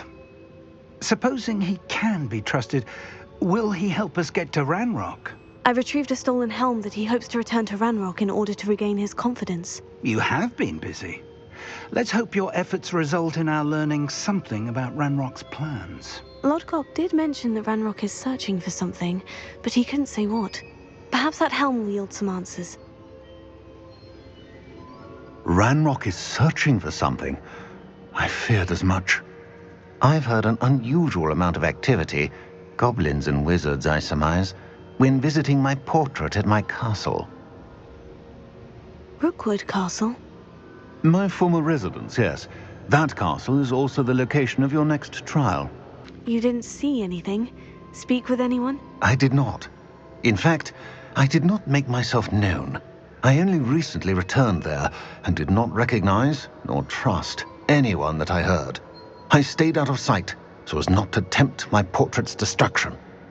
I'm sorry to tell you that Victor Rookwood, evidently your descendant, is a dark wizard in league with Ranrock. My descendant? A dark wizard? I'm afraid we've no time to waste. Despite the obstacles that clearly await you, you must get to Rookwood Castle immediately. Not only is it the location of the next trial, it is home to a source of power that would be devastating in the wrong hands. I do wish we had the luxury of time. However, I do not doubt your abilities. Find my portrait there as soon as you can. Very well, sir. I'm on my way. Best of luck. No time to waste. I'll meet you at Rookwood Castle. If I'd known your plan was to dig up half the country... I wouldn't have to dig if you could simply manage to bring me the child. We wouldn't need the child if you hadn't sent a dragon to retrieve the container I spent months and countless ministry favors tracking. You let them board the carriage. My options were limited once I knew it would be inconveniently beyond my reach at that infernal school. Have you not acquired enough power here? I allowed you to tunnel under my family home. Allowed me? You are here only because you are descended from a keeper and may at some point inadvertently become valuable. We had an agreement. I will share with you the power that I discovered if you locate the stores of magic that are yet to be found. So, unless you want another demonstration of my power, a power that you one day hope to wield, bring me the child.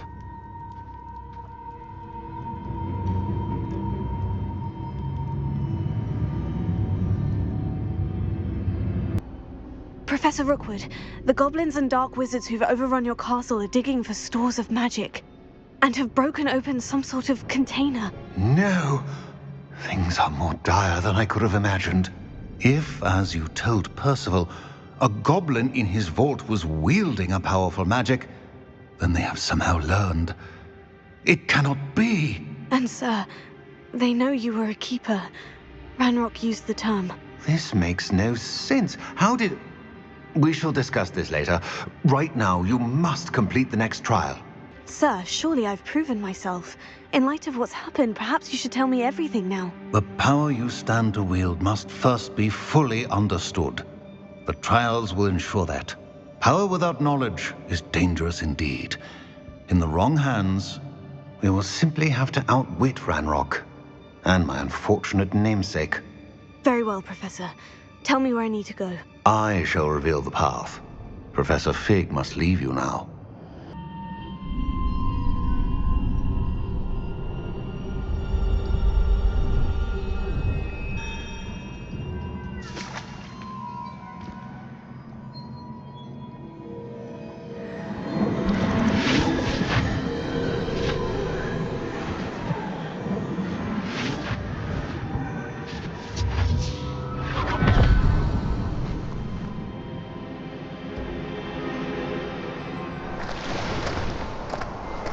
must say I'm curious to hear of Isadora's travels.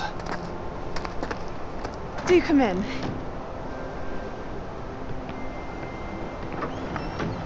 Please, have a seat. Isadora, we are all most intrigued to hear. We're ready. I've something to show you. Father, these are my colleagues from Hogwarts. Father hasn't spoken since my brother died. On my travels, I confirmed that which I've always believed. That we have the power to take away pain.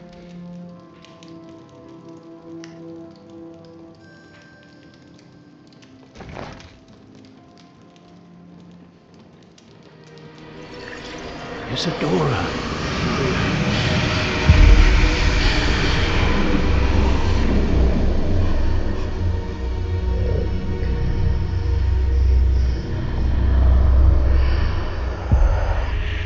What have you done? I took his pain.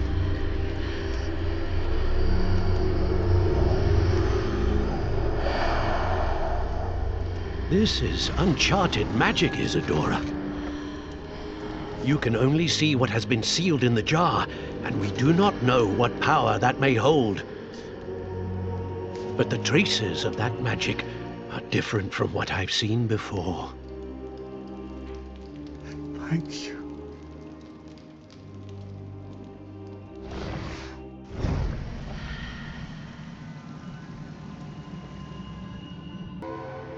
It is good to see you again. Professor Rookwood told me about what happened at Rookwood Castle. In light of the dire circumstances in which we find ourselves, it is most fortunate that someone so competent is following this path. Thank you, Professor. I shall keep this second artifact safe, as you've advised. Good. Are you ready to move on? I'm ready for whatever comes next. In that case, introductions are in order. Allow me to introduce former Hogwarts headmistress, Neve Fitzgerald.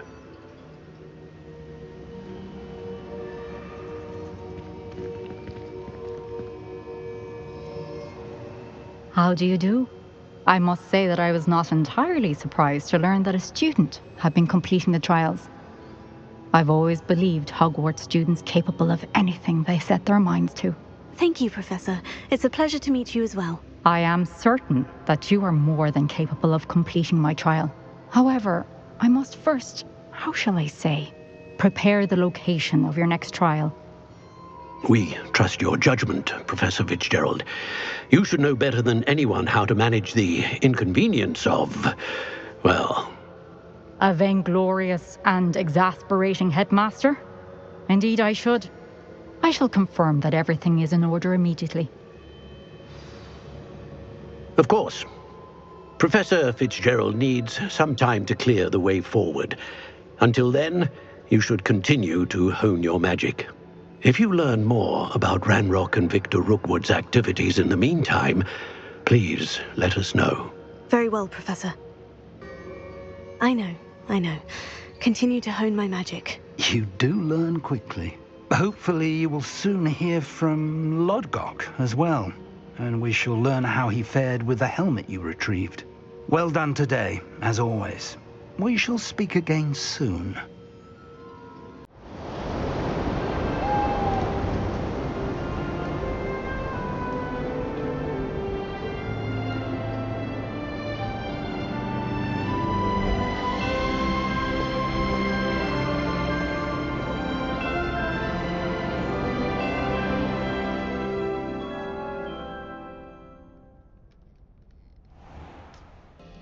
I received your owl. What happened with Ominous? I told him none of us will be able to avoid dark magic forever. So the more we know about Salazar Slytherin and the dark arts, the better prepared we'll be. Unfortunately, only a Gaunt's knows the location of the Scriptorium's entrance, and Ominous won't tell me.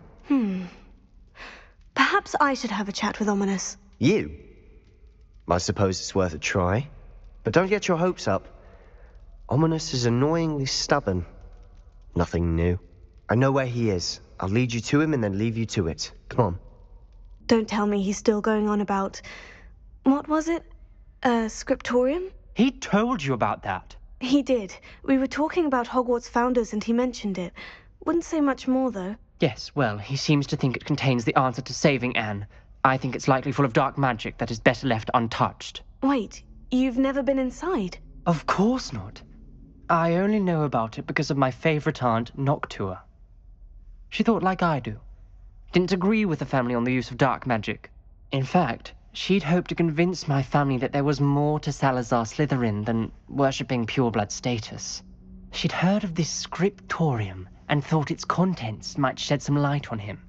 She even found the secret entrance in this very corridor. She wrote regularly to my father about her efforts to gain access, and then she simply vanished. No one else ever tried to enter. I'm sorry about your aunt. Don't you want to find out what happened to her? Aunt Noctua went down this path with good intentions and lost her life. I don't want the same to happen again. You don't know that history will repeat itself. Besides, you said your aunt thought like you. This could honor her memory. Get you answers about Slytherin, and Sebastian answers for Anne. Your aunt pursued this alone. We could do it together. I see what you've done here, and I confess, you've convinced me. I didn't think it possible. Very well. I shall tell you what I know. Fetch Sebastian, I'll wait. The voice is ancient. You hear a voice? It started when you repaired that relief. I hear a whisper saying, "Speak to me." I'm a parcel mouth. I can hear and speak to snakes. Nearly all known parcel mouths are descended from Salazar Slytherin. I'd like to be able to talk to snakes. You might not want the ability to speak parcel tongue. It's often associated with dark wizards. I haven't spoken it in ages, but I'd wager if I speak it now, the door will open. I'm hoping you're having second thoughts. I see no reason we should stop now. It's ironic. When I left home, I vowed to leave the dark arts behind, and yet here I am. Stand back. You said you know what to do. Tortured faces on the door, and Crucio is etched into the stone. My guess is if we cast the Cruciatus curse, the door will open. That's why Noctua died. She had no one to cast the curse on. Ominis has the most experience with this. He should cast it. You seem to be in Ominis's favor. Will you ask him about this? Ominis, I hadn't imagined we'd end up trapped like this. Salazar Slytherin did. He's to blame for many unimaginable things. I overheard you and Sebastian, and I won't do it. The Cruciatus curse is pure torture. I would know. Sebastian told me little of what happened when you were young. Sounds as if you had no choice. Should have known he would have told you. And one always has a choice. I'm as guilty as the worst of my family. Unforgivable curses won't work unless you really mean them. I had to want to cause pain, and for that I shall never forgive myself. That spells the reason I have no family left. You and Sebastian will need to sort out another solution. What do we do now? Ominis is not going to cast the Cruciatus curse again. Ridiculous. As if dying in here is a better option than casting a damned spell. It's up to us. I can teach you Crucio, or I can cast it on you. Wait, you didn't say you knew how to cast Crucio? Because I'm not sure I do. Ominis knows that, yet he's left us no choice. I don't yearn to follow in Noctua Gaunt's footsteps. Ready? I'm ready.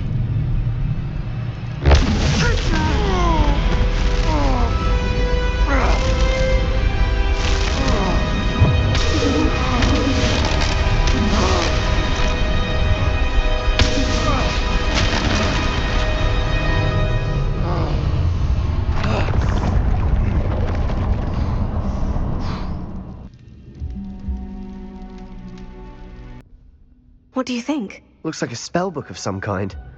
This is incredible. A Hogwarts founder's possession. What an honor. Still can't believe Ominis never told me about his aunt and what she found. What will you do with Slytherin's spellbook? What I do with every book. Read it. Having professors as parents ingrained that habit early on. But I can do that later.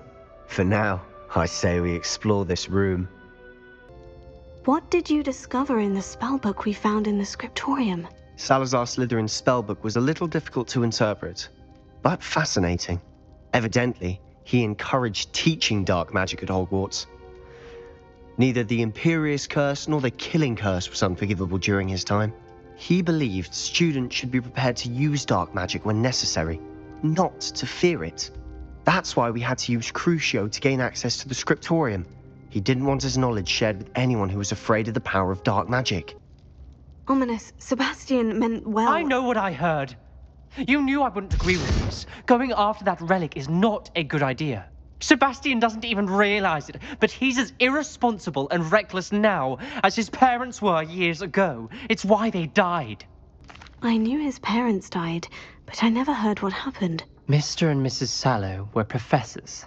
Spent nearly every waking moment in the cellar library. Noses buried in books. Anne and Sebastian were upstairs when it happened. They heard a sudden crash and ran downstairs, but it was too late. Their parents had crumpled to the floor. A defect with the lamp in the cellar caused the room to fill with an undetectable toxin. Sebastian and Anne were helpless. They had no magic yet. What a horrible story. It is. That's why I can't understand Sebastian's recklessness. I've practically lost Anne. I cannot lose Sebastian too. Please avoid anything to do with that spellbook. What in Merlin's name? Are those dragons?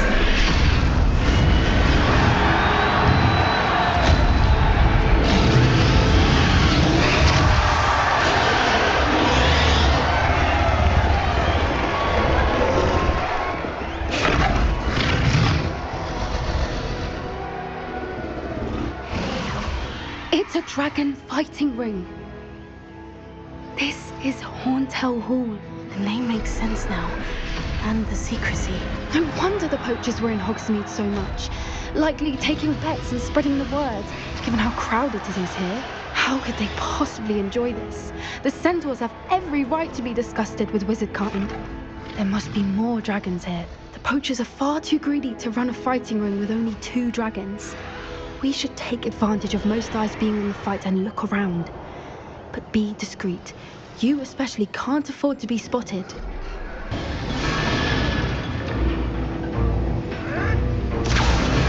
They must have only just captured her. She's putting up quite a fight.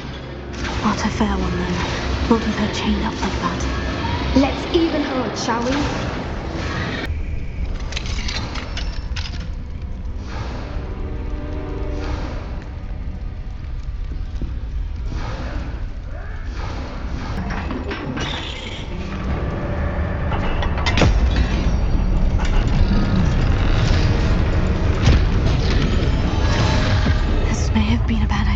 I suppose we'll find out.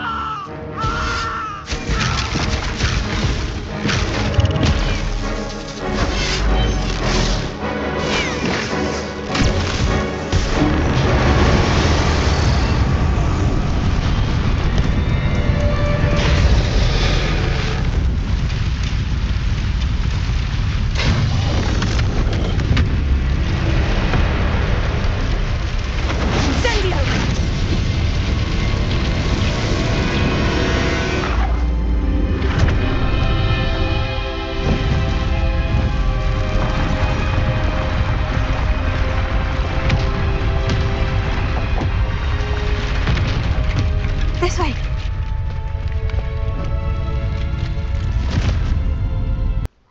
Sebastian, that relic you mentioned. I believe one of Slytherin's students stumbled upon the relic during an assignment to study sarcophagi in this catacomb.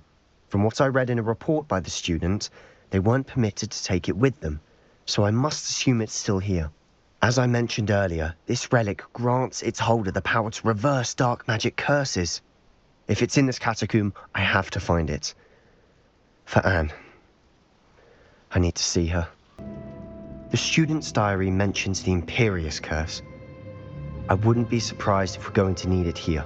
It's an unforgivable, but useful when you're outnumbered. Places the victim completely under the caster's control. So, if you'd like to learn Imperio, I can teach you. The note and rendition of the relic, it matches. This must be where the student left the relic. I can't believe it.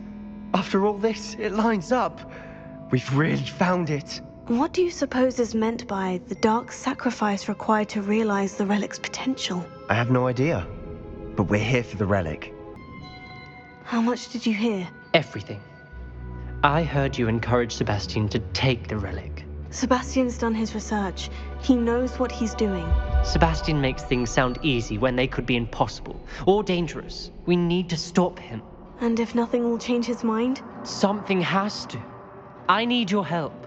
Sebastian's right. We need that relic. I'm sorry. My mind is made up. Are you willing to sacrifice your friendship over this? I might be. How could I choose to stand by and watch him do this? What if the choice wasn't yours? You wouldn't be to blame for what happens. What in the world are you suggesting?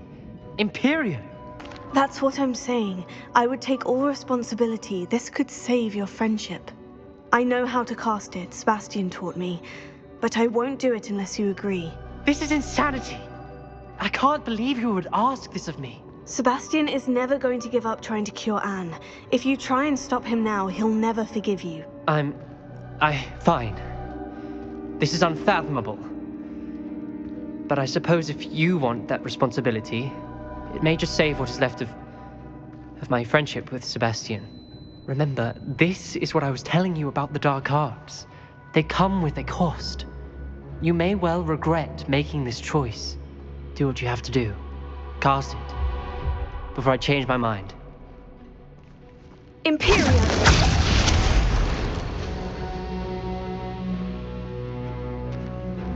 Step aside, Ominous. Stay in place until we're out of sight. I will.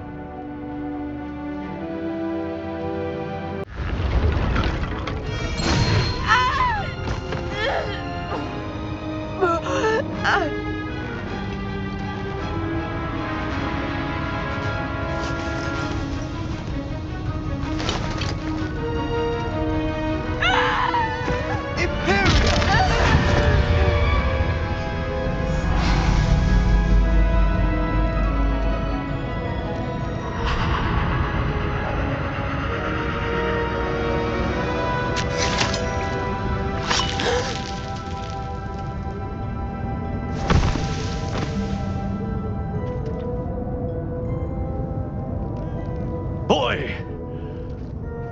What have you done? Saved my sister. With an unforgivable curse. From that damned book, no doubt. Your father would be ashamed.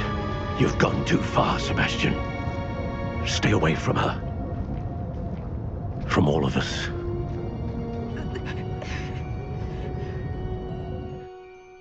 What did my uncle expect me to do? The Imperious curse saved Anne's life. That goblin was going to kill her. Pardon me, Mr. Sallow? What Sebastian did was inexcusable. You cannot possibly be about to defend him. Sebastian and I have encountered Ranrock's loyalists before. That goblin would have killed Anne. This family does not resort to using dark magic even against our enemies. What Sebastian did cannot be undone. That you are defending Sebastian's behavior at all tells me everything I need to know. You are as guilty as he is. Sebastian is to come nowhere near Feldcroft, nowhere near Anne. Unforgivable curses are so named for a reason. If I hear that either of you continues down this path, if either of you uses dark magic, I will notify the headmaster immediately.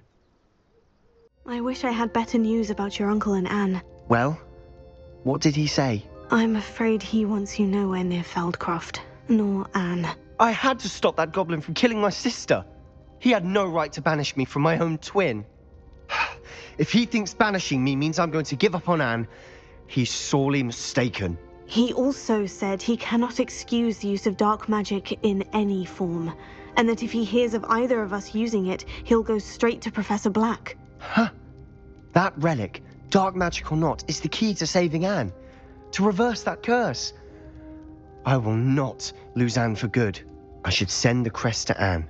She'll know that we need to meet. I'm afraid I don't follow. Nothing, just a thought. Now I'm more determined than ever to learn what power that relic has.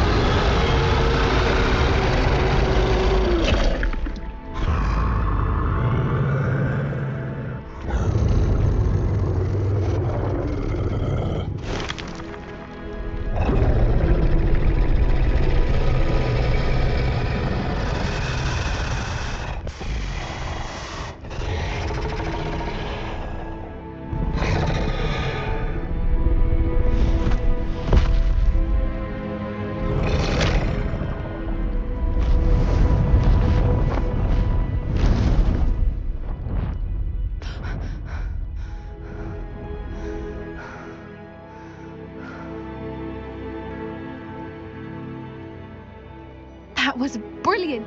And did you see how clever? She left us perfectly unharmed. Creatures are a lot cleverer than most people realize. That's what Gran always says. The important thing is that we survived it, and we returned her egg.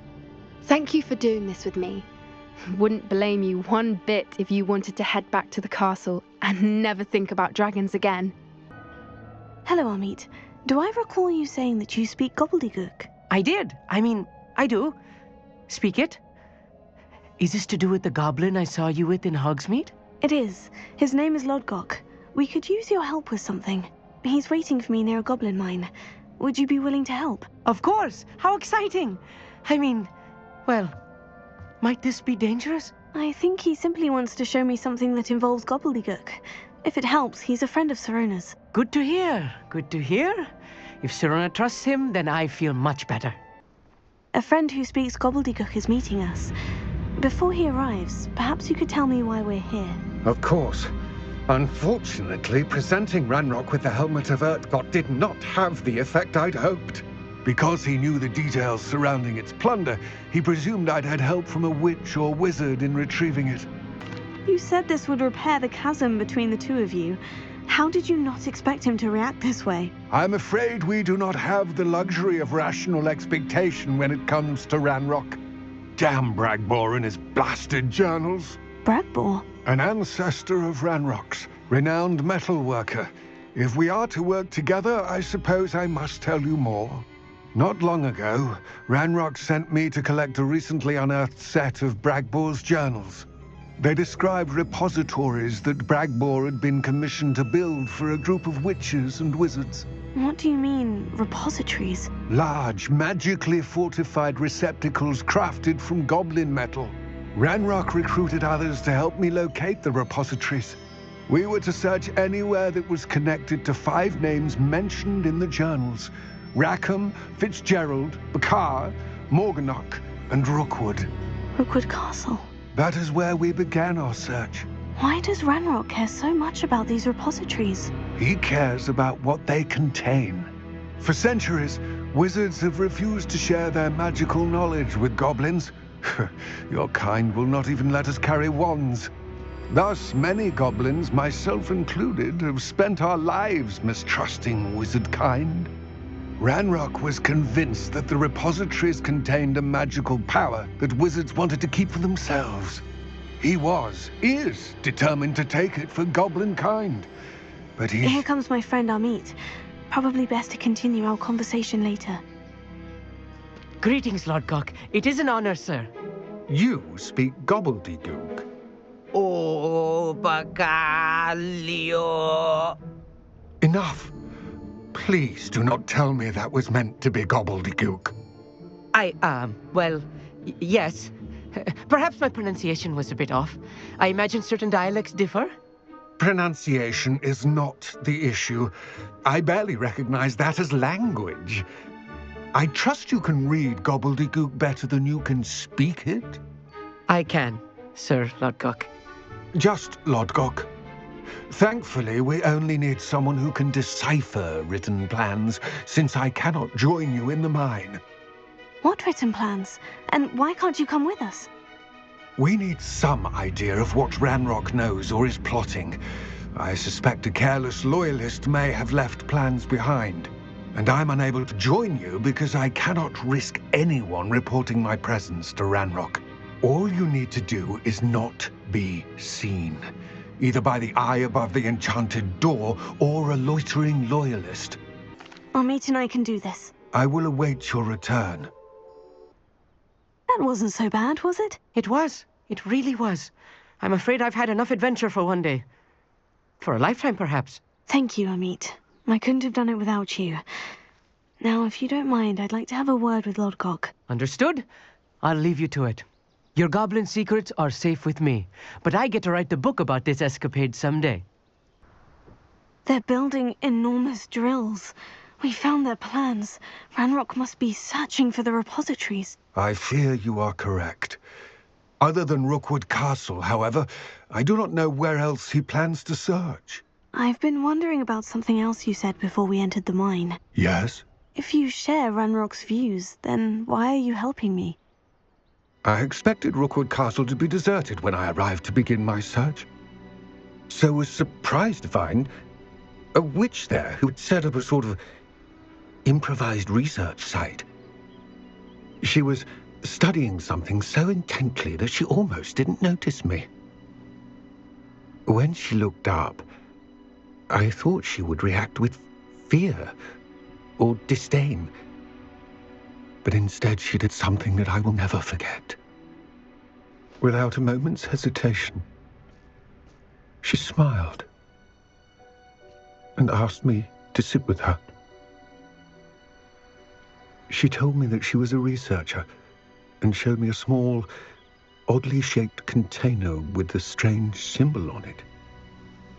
She was certain it was made of goblin metal, but was unable to open it. She wanted to work together. Miriam. Yes. But how did you... Professor Fig's wife. He told me of her research, and I know of the container. Ah. The reverence with which she talked of goblins and their intelligence and skill, it caught me entirely off guard. I'd never been treated with such respect by a witch or wizard. So, to my surprise, I let her study the container if she would allow me to search the castle on my own. We parted ways, with her promising to share what she'd learned. More of Ranrock's recruits arrived, and we began to dig, eventually locating the first repository. Ranrock was thrilled with our discovery, but furious when I told him about Miriam. Berated me for trusting a witch when I heard she had been killed. You think Ranrock murdered her? I don't want to believe it, but I don't know. After that, something shifted in me. I had seen how the power from the repositories was transforming Ranrock, transforming all of them. I could no longer remain a part of it. Thank you, Lodgok, for telling me this. I tell you all of this so that you understand what is at stake. Ranrock never found all of Bragbor's journals, but the ones he did find suggest that Bragbor at some point built a repository far greater in size than the one beneath Rookwood Castle. What you've discovered here today worries me deeply. If Ranrock learns of the location of that repository, I fear we shall be destined for a great war. I will find out what Ranrock knows. Watch for my owl.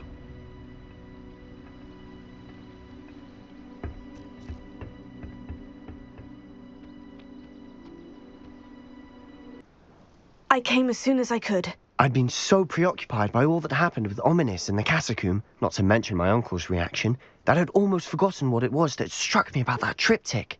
This is the view painted on the canvas that was left on it. That's incredible. You know this area well. And while I was waiting for you, I scouted around and discovered an abandoned mine nearby, surrounded by Ranrock's loyalists. Do you think there's a connection to the triptych? I've no idea, but perhaps they're searching it, the way they did Rookwood Castle and Isidora's Manor. How do we want to handle this? We need to see what they're doing. I say we take them head on. Let's bury some enemies. Very well.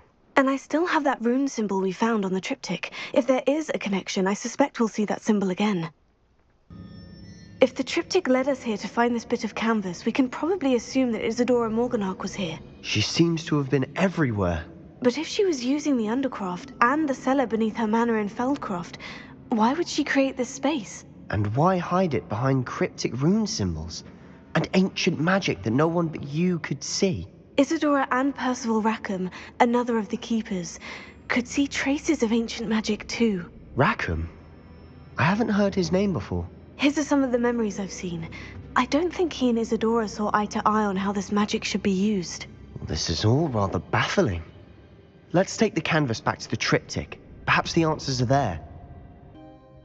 I know that coast. Ranrock has taken over a huge mine in the surrounding area. Marenweem has suffered for it. It's as bad as Feldcroft's become.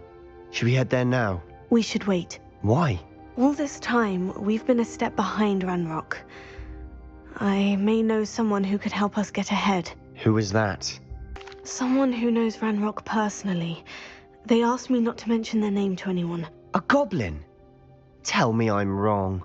You know goblins cursed my sister to shut her up. Said she should be seen and not heard. I do, but not all goblins. Not all goblins what? Have you forgotten Feldcroft? Have you forgotten the mine we just went through? No, Sebastian, I haven't. You're not listening to me. Why would I listen to someone so ignorant? Perhaps your uncle was right about you. You don't know when to stop. Oh, I do know when to stop. Hello, Professor. I have news. The goblins are looking for something. Another repository. They've built drills to help with their search. Most troubling. Are these repositories like the broken container I found at Rookwood Castle? They are. I fear we have no time to lose. Have a look at the map. Fortunately, the next trial is fairly nearby. It's Hogwarts. As you know, I was headmistress in my time. My portrait hangs in the headmaster's office. In fact, I witnessed Professor Black learn of your arrival. And I'll confess that I wondered about you. Wait, is the next trial in the headmaster's office? It is. I had hoped that when the time came, the occupant of that office would be of help to us. Unfortunately, this headmaster seems wildly unconcerned with anything but himself. You'll need to access the office while he's away. I understand. Very well. We'll find some way to get in. Good. I shall meet you in my portrait there. Until then. Now here's Professor Fig. The Keepers have shown me where the next trial is. Has something changed? Lodgok and I have learned that the goblins are searching for another repository, like the one we saw at Rookwood Castle. And I discovered that they're building massive drills to help in their search. Professor Fitzgerald seemed very concerned. I see. Ranrock clearly knows even more than we suspected. And sir, there's something else. Lodgok knew Miriam. He knew Miriam? They encountered each other at Rookwood Castle. She was doing research. That's where she found the container with the portkey. He liked her so much that he let her leave with it, despite orders from Ranrock. I don't know what to say. She could win over almost anyone. I want to hear more of this. And, in fact, I'd like to speak with Lodgok directly. But we've no time now. Where is the next trial? Believe it or not, it's in the headmaster's office. Incredible. Very well. You'll need the password to get past the stone gargoyle. The headmaster's house elf will know it. I don't know the headmaster's house elf. Will he even speak to me? I imagine he's loyal to the headmaster. He is. So you'll need a disguise. I have just the thing. A polyjuice potion. You'll look and sound like Professor Black. Wait. Doesn't polyjuice potion require a bit of the person you want to change into? and take ages to brew. It does. So how do you already have Polyjuice Potion to change into Professor Black? One never knows when such a thing may come in handy. Let's just say I felt the need to be prepared for anything after my fruitless trip to the Ministry on his behalf. Now, time is of the essence. Drink up and I shall explain more.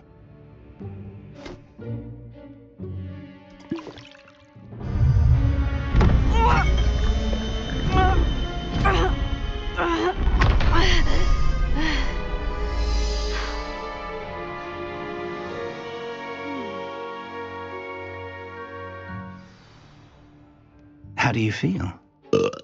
Incredible. I won't forget that taste anytime soon. How do I sound? Convincing. I've taken the liberty of transfiguring your robes. As we discussed, you'll need the password from Scrope, who could be anywhere in the castle. You might look for Professor Kagawa. She's taken to badgering the poor elf about Quidditch in the hopes that he can convince Black to change his mind. Thus far, unsuccessfully. I see. But what if Professor Black sees me? Leave him to me. I shall tell him where to meet a liaison from the Ministry in Hogsmeade. That should give you plenty of time. Thank you, Professor. I suppose we'll meet again in the map chamber. It's rather strange to hear gratitude coming from Professor Black. I'll see you there. There's no doubt it's... Scrope! Oh, greetings, Master. Remind me of the password to my office. Oh, but Master made Scrope swear never to tell anyone, even Master himself. How dare you question me? I've a mind to give you a matching set of ears. Yes, sir. Of course, sir. Scrope begs forgiveness. It is the Black family motto, Master. Right. Of course. Master does remember it. It's pure bloods forever, isn't it? Close, Master. Scrope thinks Master is indeed testing Scrope. It is always pure. Obviously. And, of course, as Master knows, in French. Yes, of course. I order you to pronounce it for me. Oh, but Master knows that Scrope's French is most pitiful. Oh, very well. Toujours pur. Ha! Thank you. Never speak of this conversation with me or anyone else. Of course, sir. Scrope shall try his best to keep out of Master's way. It's good to see you. All thanks to Professor Fig's quick thinking. Now what? Approach the pedestal in the antechamber and read the book that appears.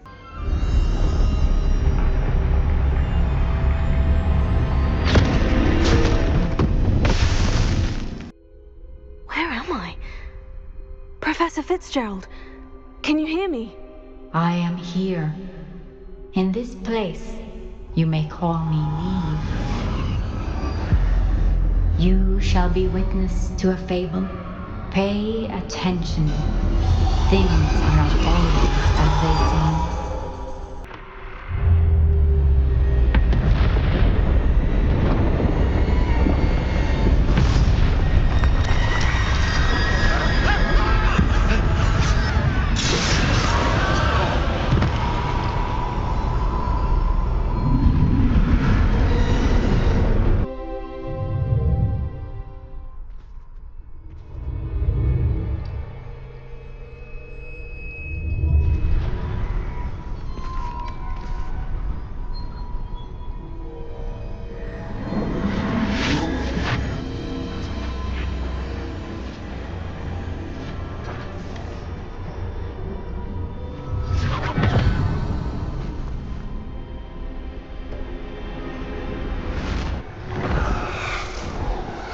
Isadora, what you did for your father was remarkable. Wasn't it? And Percival needn't worry about the strands of emotion or the traces that this magic leaves. I found a way to contain all of it. You haven't stopped. Goblin Silver. You spoke to a goblin about this. Don't worry, he has no idea what we're containing. We don't know what effect any of this may have. The emotions, the dark traits. You sound like Percival. And as it happens, I do know. It is a source of strength. of focus. Somehow it enhances my ability to wield magic. I don't follow, Isadora. I think we can harness it. Power like this is not to be toyed with. In the wrong You hands, saw what I did for my father. Neve, imagine the good we could do. Everyone is in some kind of pain.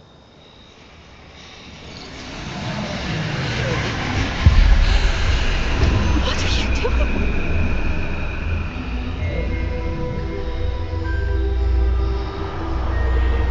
Breathe it in. Can you feel it? Oh, Isadora.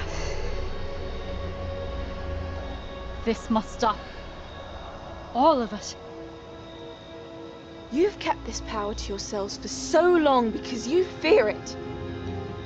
I choose to embrace it.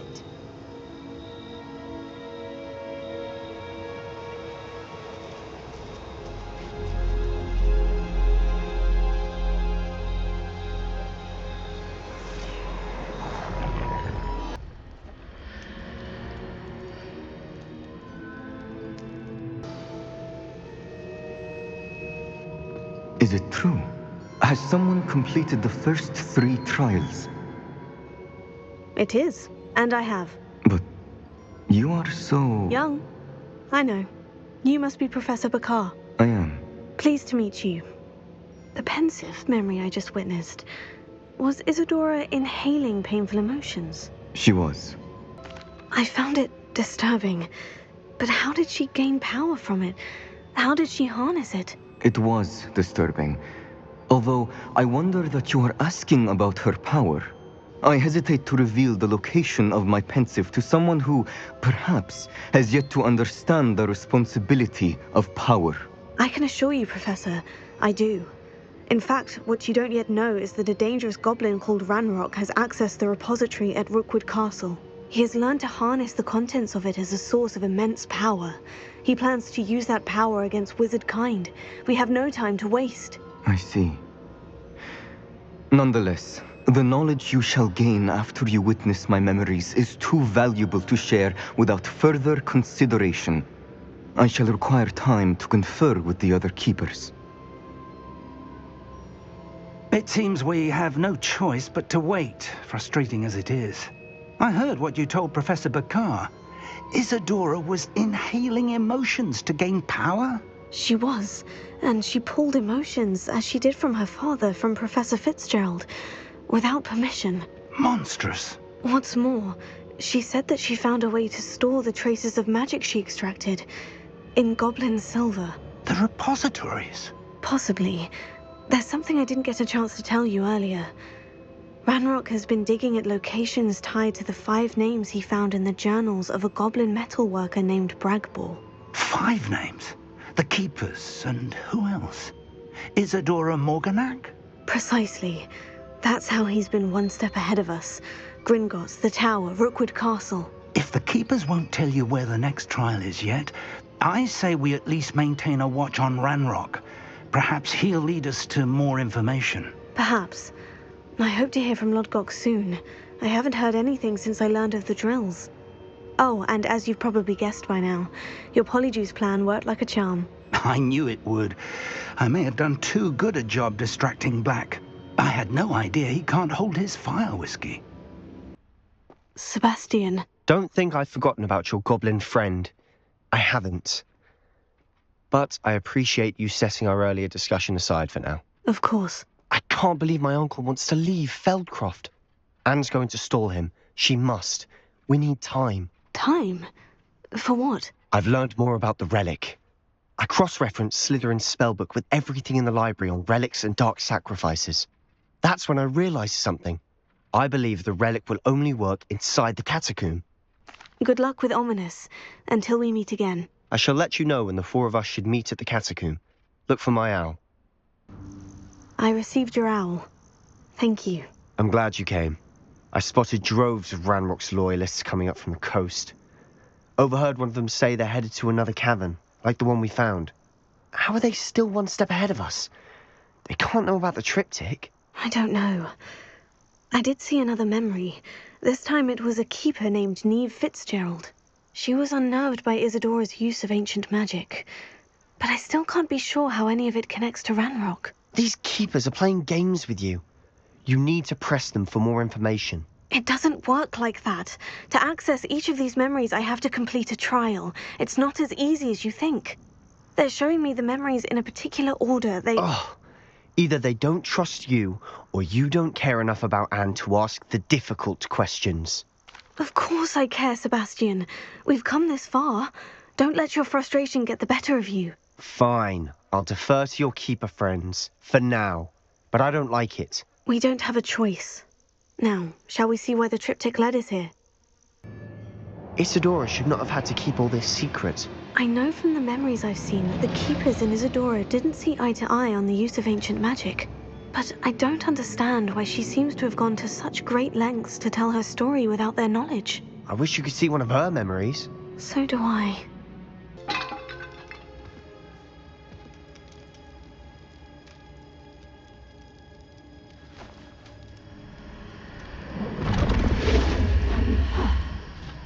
Another pensive.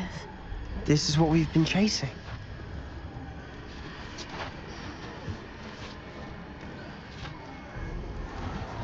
I wonder...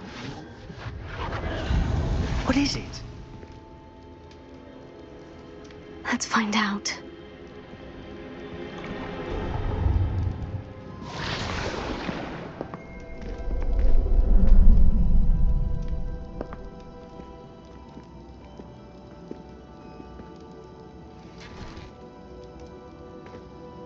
I cannot bring my brother back, Father. But I can give you peace.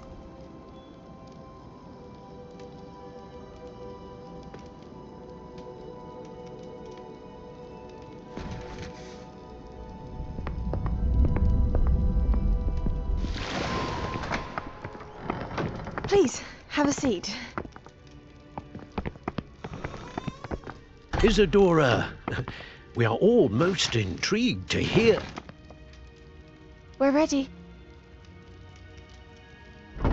I've something to show you. Father, these are my colleagues from Hogwarts. Father hasn't spoken since my brother died. On my travels, I confirmed that which I've always believed. That we have the power to take away pain.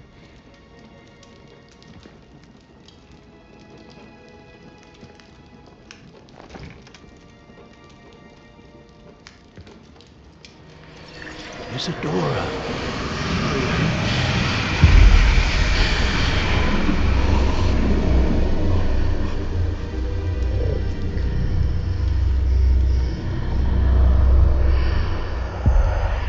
What have you done? I took his pain.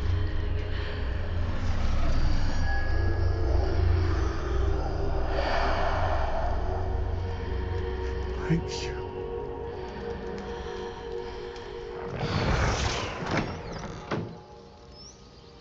That worked? It did indeed.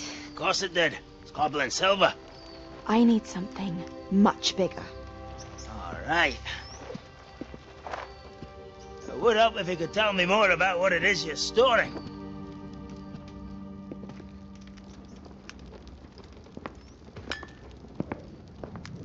Magic.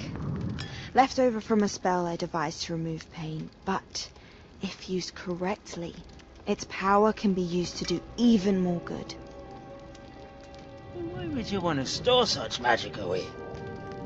I only need to keep it safe until I can convince my colleagues of its worth. Magic like this unnerves some. Not everyone's ready to wield such power. Perhaps not. Someone will be.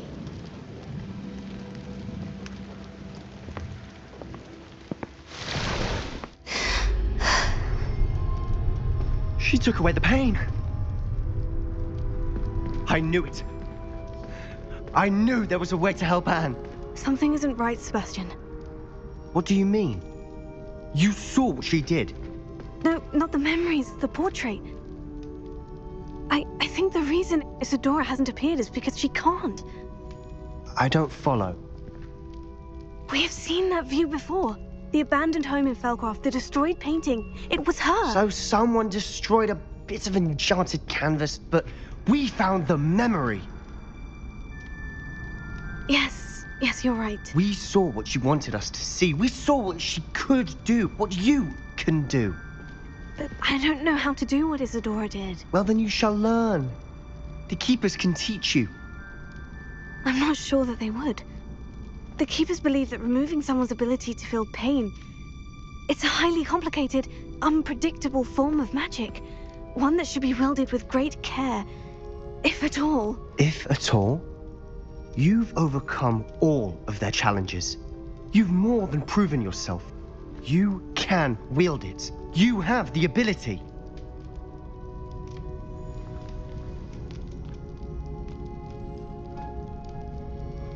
Please, talk to the Keepers. If not for me, then for Anne.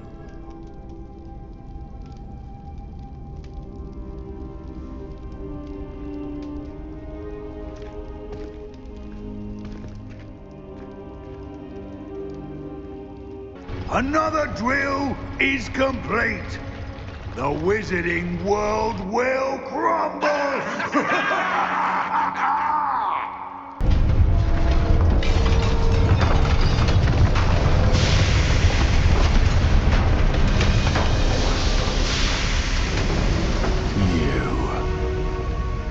That is unfortunate. No matter, we will build another. I found this one lurking outside. Lodgok, come to make amends, little brother. I came to stop this. What is this you've brought me?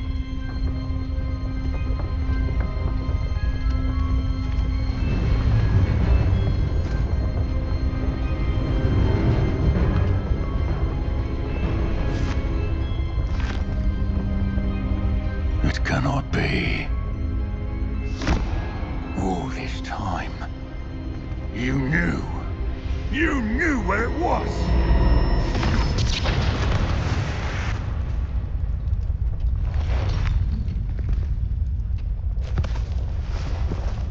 Don't! Are you all right? I will never understand you, Lodgok. So gullible. That witch did not consider you an equal. She, like all wizard kind, sought only to use you. You're wrong, Ranrock. The young ones are especially deceitful. They are taught to hide their disgust for us, as they exploit us. Astonishing that our ancestors ever trusted each other.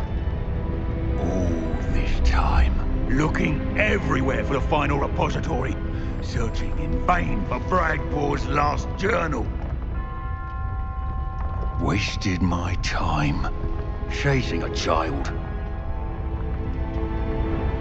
And my little brother knew where it was all along.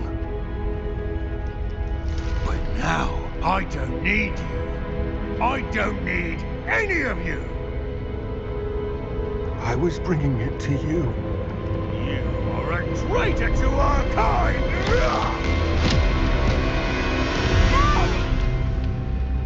Abracadabra!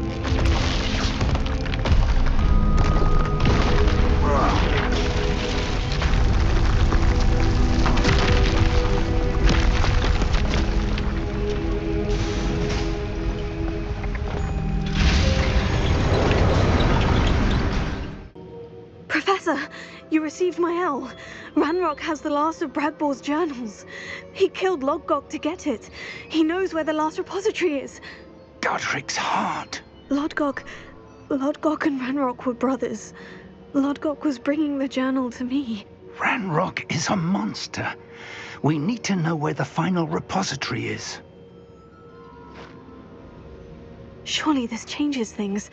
Ranrock has Bragbor's journals and knows where the final repository is. We obliviated Bragbor. He kept journals? Why would he have documented all of this?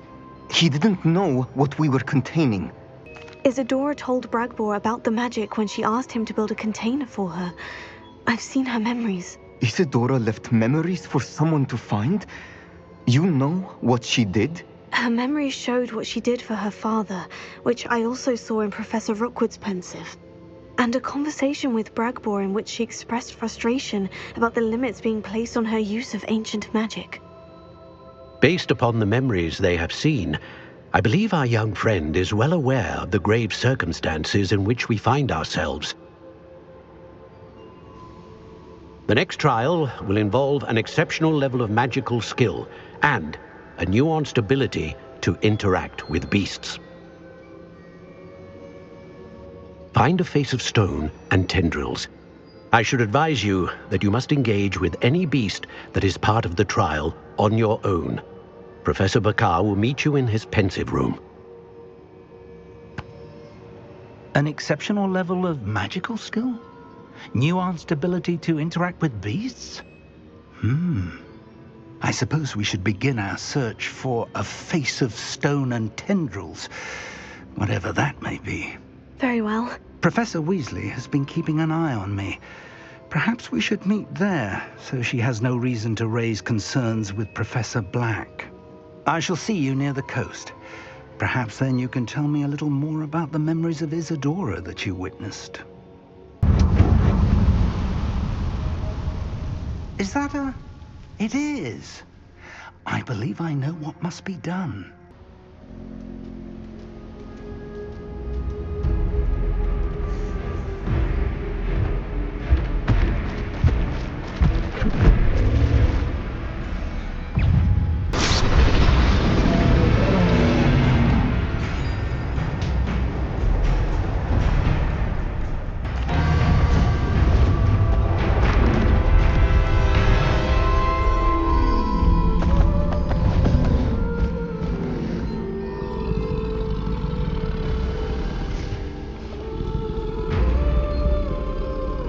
I need your help, friend.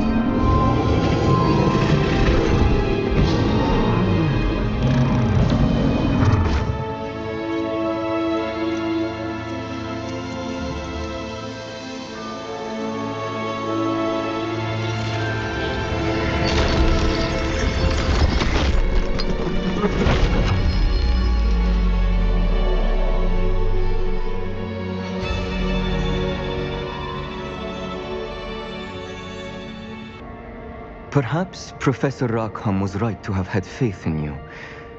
I still have my reservations. Isadora, as you will see, was not who she seemed. I can only hope that you are. My memories should answer any questions you may have about the power you will need to protect.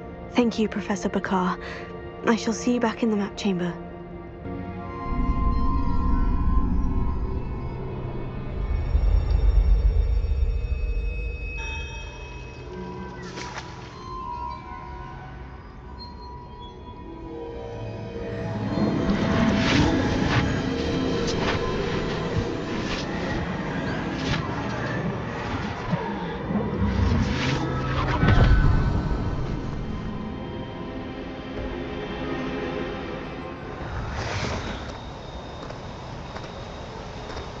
Hello? Isadora?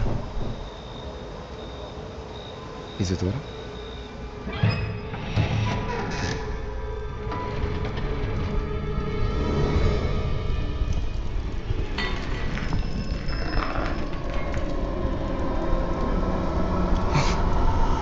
Mr. Morgan,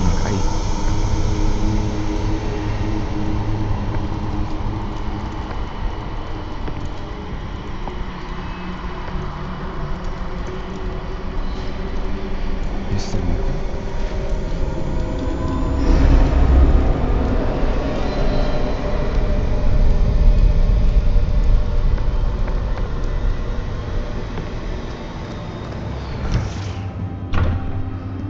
son. I'm glad you're here. Isadora was not at her home. I know. Her father... Percival. What is it? It is as though he was stripped not only of his pain, but of all emotion. Everything is much worse than I feared. Neve was right. Isadora hasn't stopped. I've just learned that she has been wielding that magic on students. We must gather the others.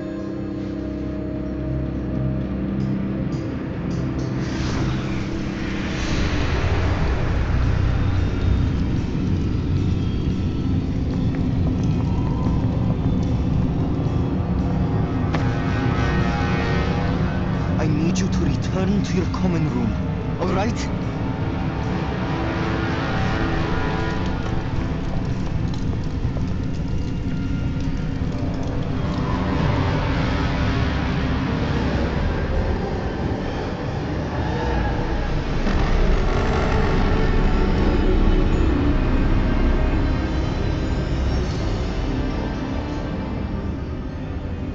What have you done? Take a breath. Students, Isadora. Everyone feels pain. And why? Because of your arrogance? Your obsession with secrets? He won't suffer any longer. Not my father, not my students, no one. Isadora, set down your wand.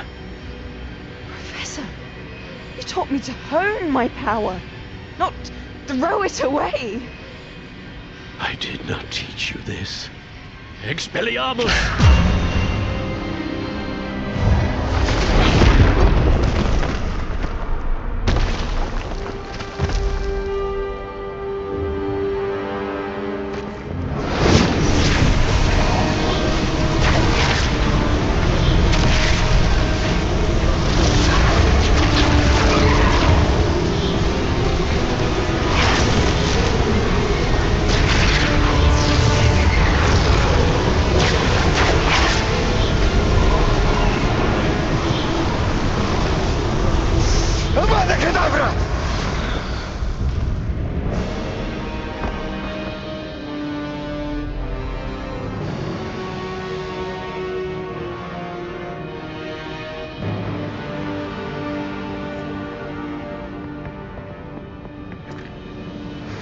She's alive.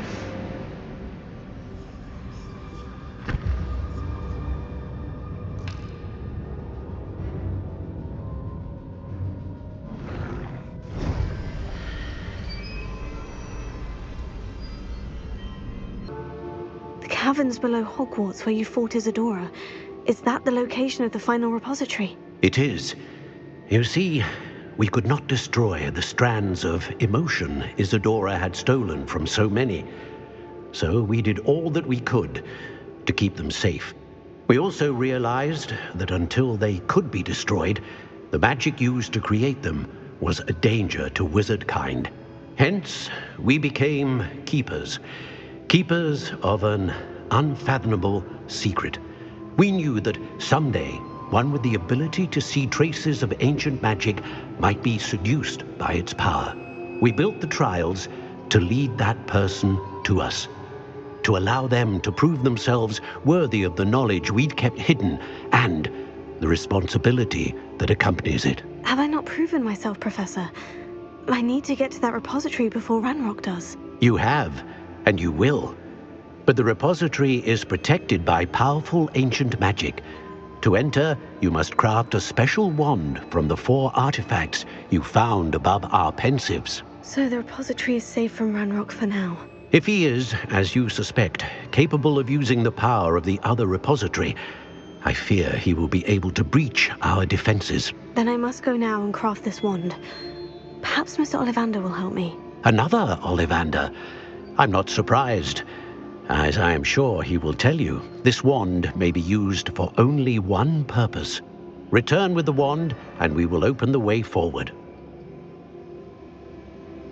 I shall send an owl ahead to Ollivander, whilst you visit him, I'll reach out to Professor Weasley. Professor Weasley? Yes. I may have made an error in judgment by not informing her of Ranrock's intentions earlier. I only hope it's not too late. If Ranrock really is going to try to drill below Hogwarts, we'll need all the help we can get. All right, Professor. I'll see you soon. Hello, Mr. Ollivander. I wondered if you might be able to help me with something. Yes, Professor Fig sent an owl informing me that you'd be coming. He was a bit cryptic, said you need to have a special wand crafted, that you'd bring me the materials. Yes, sir. I have them here. Oh, my. How extraordinary. Remarkable design.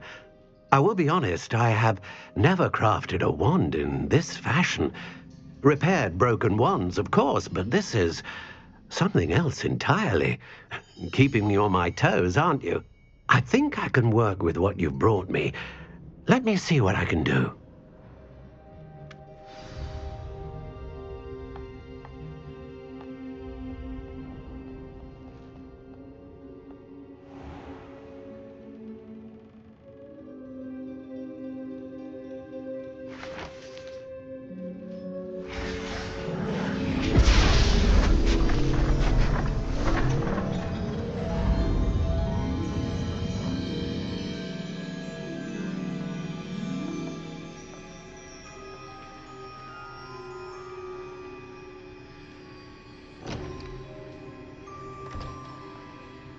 It is done.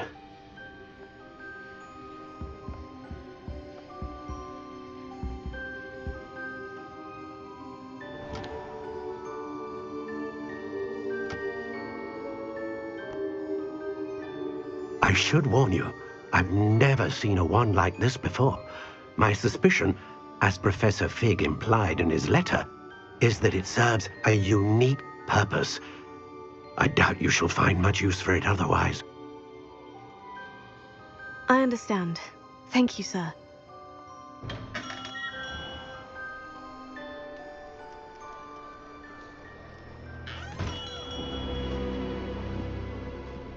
I'm afraid you're on your own. I've ensured that we have a moment to ourselves. Oh, come, come. No need for such theatrics. In light of what Ranrock now knows, you must agree that our interests are aligned. Our interests will never be aligned. You would let goblins take what is rightfully ours? The final repository belongs to wizard kind. We would be fools not to work together. What's that you've got there? Might this sudden visit to the Wand Maker have something to do with our mutual pursuit? I have no idea what you're talking about. That repository is my birthright! Charles Rookwood wouldn't have wanted you near it. The arrogance. Should have known better than to try and reason with a child. I've always said, children should be seen and not heard.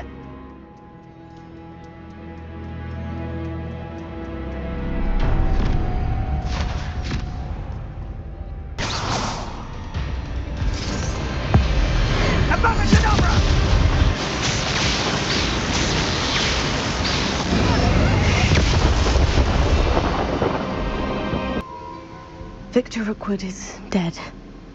He confronted me as I left Ollivander's with the Keeper's wand. I had to defend myself. Godric's heart, are you all right? I know you're well able to defend yourself. I've seen it often enough. But Rookwood himself... He would have killed me once he found the repository, if not before. I had no choice. You're right. You had no choice. You did what you had to do. The wizarding community owes you a great debt. Thank you for saying so, Professor. I'm ready for what's next. All right, then. The Keepers have been waiting.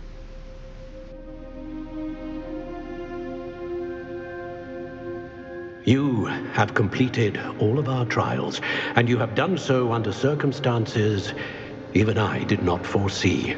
You understand now why all of this was necessary. The portkey, the vault, the locket, the book, the trials. To ensure that one with the ability you and I share would make the same choice that San, Neve, Charles, and I did. Now that you have witnessed my memory, you understand all that is at stake. Not everyone is what they seem. As you know, light does not exist without shadow, nor shadow without light. Simply because you can eliminate darkness does not always mean that you should. Even the most well-meaning and competent amongst us cannot possibly know the consequences of manipulating what should be beyond our reach. What lies in the repository must never be released. Resist the temptation to destroy or control it. The magic that you have so carefully honed must now be used only to protect the secret we keep. You have the wand. You will know when to wield it. We leave our legacy in your hands.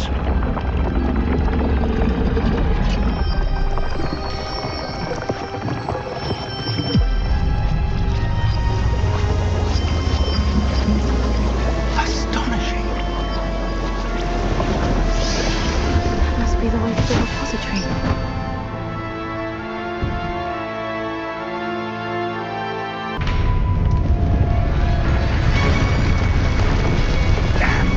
I wonder if Ranrock is here.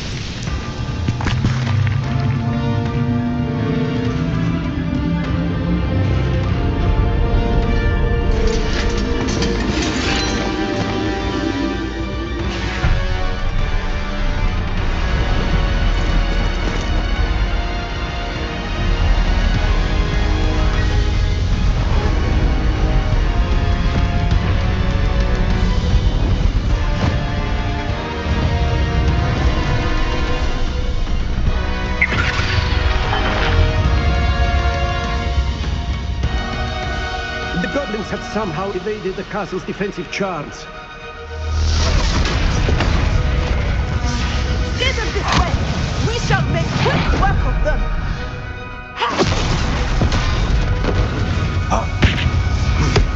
They got this.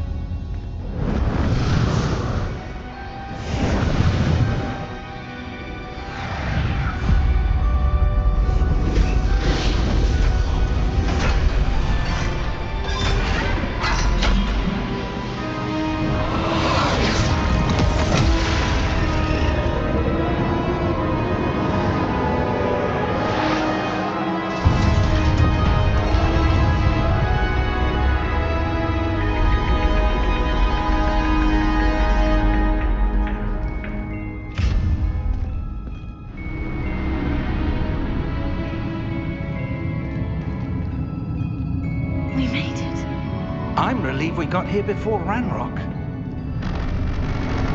I can't believe this is it. The repository has been under the castle for hundreds of years.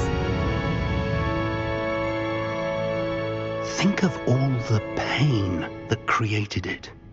This is what Miriam, George, your friend Lodgok, and countless others died for. Miriam believed this forgotten magic could be used for such good, but she did not know the risks. She did not see what the Keepers have shown you, what Isadora showed you.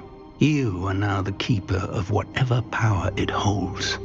What do you intend to do with it? I plan to keep the repository as it is. I'm pleased to hear that. I've been thinking. What is it, Professor? I spent all year trying to keep our journey a secret from everyone, including Professor Weasley. But now I wonder if I should have shared it with her, and the others, sooner. Trusted them more. The Keepers wanted this secret to be locked away forever. How long will you keep it? I plan to keep it a secret for now, but in time, when I'm ready, I plan to tell those I trust everything and accept their help. I believe that is what Miriam would have wanted. We should trust in others. If anyone can rise to this challenge, my friend, it is you.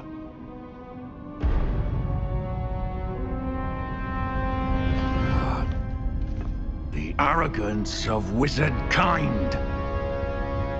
Goblins built this repository. It belongs to us. Enough, Ranrock. It was never yours. I've been wanting to play with this. Miriam's wand. If she'd simply handed over the container, all of this could have been avoided. Foolish, self-important witch. Seems you're two of a kind. She didn't know when to give up either.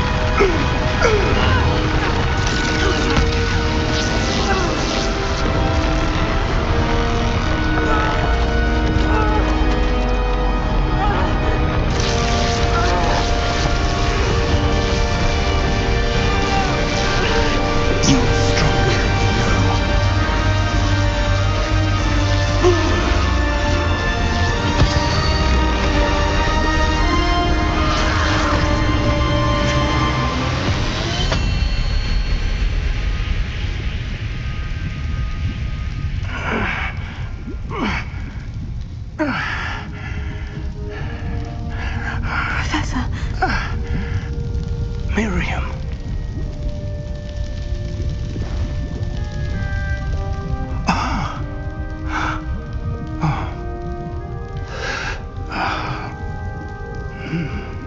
Miriam would have loved you, my young friend. The wizarding world could not be in more capable hands.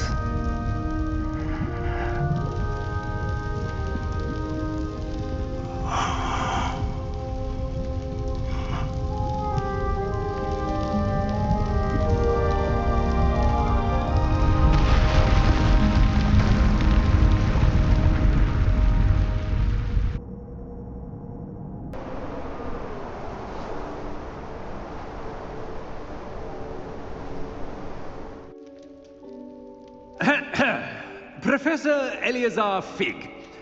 I dare say he was a beloved professor to many of you, certainly a long-standing colleague to his peers. A famed adventurer and seeker of knowledge, he built a reputation charging into the unknown, brazenly disregarding both discretion and safety, providing perhaps a rather unfortunate lesson for us all. His devotion to adventure was rivaled only by his dedication to Hogwarts. And of course, to his wife, Middy, whom we lost much too soon as well.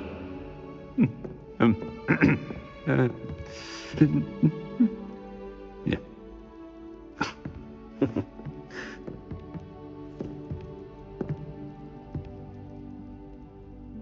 Professor Fig represented the best of all of us.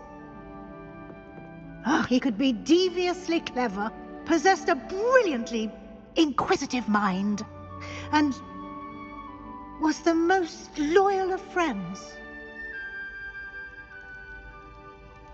But perhaps it was his remarkable courage, for which we will all be forever indebted to him. If not for Professor Fig,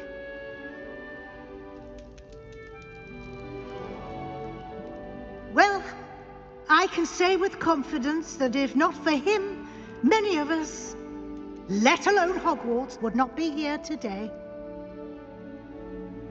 Those that knew him best will agree that we must now honor him as only Hogwarts can, by wisely, resourcefully, justly and bravely facing all that lies ahead. To Professor Fig!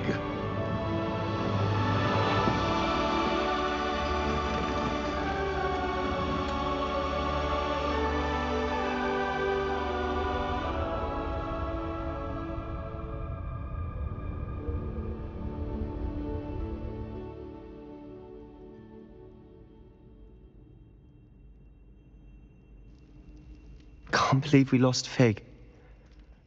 I didn't know him as well as you did, but I know he was a good man. Glad Weasley spoke for him. She honored him well. Fig will be well remembered. Sebastian, there's something you should know.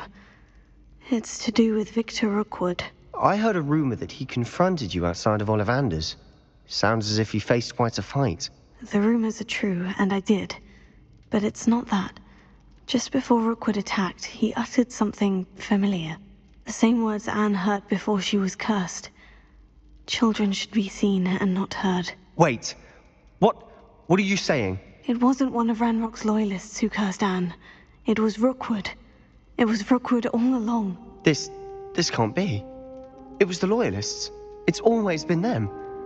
The night Anne was cursed, all she saw were goblins. Once Rookwood allied with Ranrock, Isadora's estate became of interest to them both. That's why Rookwood was there the night Anne was cursed. He was working with Ranrock. When he saw your sister, well, he didn't want anyone to know. So he cursed her, and she's never been the same. So cruel. Rookwood deserved what he got. Thank you for telling me. It wasn't a goblin. I suppose I owe you an apology. All this time I thought goblins were the enemy. But it was never that simple. I have a lot to think about. Let's speak again soon. I received your owl. Where's Sebastian? Inside the catacomb. Frankly, I was surprised you weren't with him. Ominous, Stop. You did what you had to do, and I agreed. It might well have salvaged my friendship with Sebastian for the moment. You were right. I do regret casting Imperio. I hope you can forgive me. Our focus now needs to be Sebastian. He's in trouble. I'm going back into the catacomb to find him. Anne's right. He and the entire hamlet are in danger. The place is crawling with Inferi. Inferi? What are you talking about? You'll see. We need to hurry. I was so worried about Sebastian I didn't even realize. Anne's gone to get Solomon. When she first saw the Inferi, she thought Sebastian was being attacked. But then he showed her the relic and said he'd learned how to use it. The carvings on the relic were Inferi, and Sebastian somehow created them. Not exactly. He's controlling them. This is powerful dark magic. Creating Inferi is incredibly difficult, but controlling them... As Anne and I frantically barricaded the Inferi to keep them from escaping, Sebastian kept mumbling about healing Anne. When Anne said she couldn't stay here, I didn't realize what she meant. Solomon threatened to go to the headmaster if he heard of Sebastian dealing with dark magic. I need to get to Hogwarts. I must get to Professor Black first. Twist the story a bit, make him think it's a family fight. I'll be back as soon as I can. See if you can talk some sense into Sebastian. Sebastian! I told you! The relic is the answer. I've been trying to reverse the dark magic that injured Anne, but this will allow me to control it. Just as I can control the Inferi. Control? I had to fight Inferi all the way...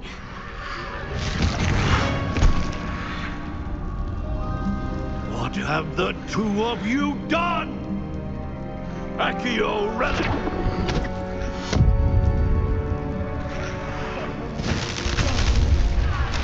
The relic!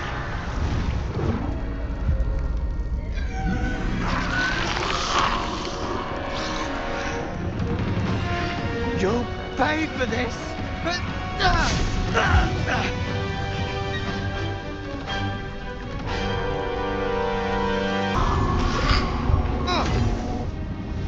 She cannot be healed, Sebastian! You must stop! I won't let her suffer! Avada Kedavra!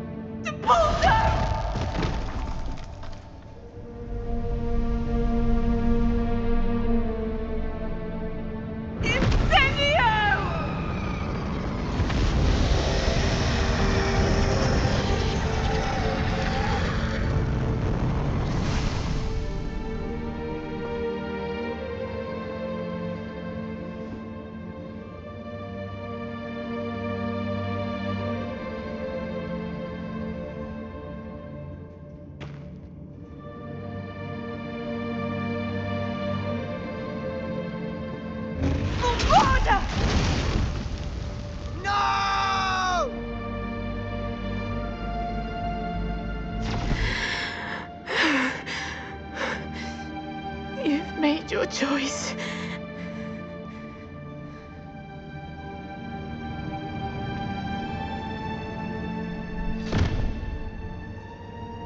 Oh, Anne. What have you done?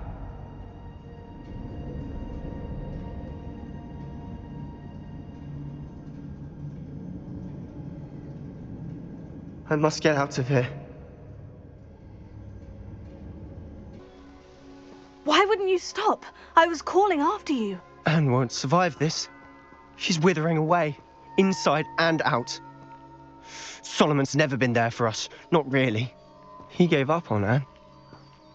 I'll never give up on her. You saw him, didn't you? He was going to ruin her life. He attacked us.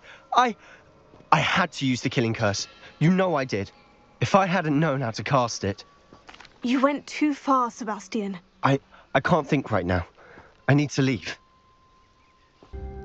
Sebastian. Did you hear that? You saw what happened. I never wanted to hurt my uncle. I know. I can't believe he's gone. How did things go so wrong? I didn't mean it. I didn't mean to... Oh, Anne, I was only trying to help. I can't leave now.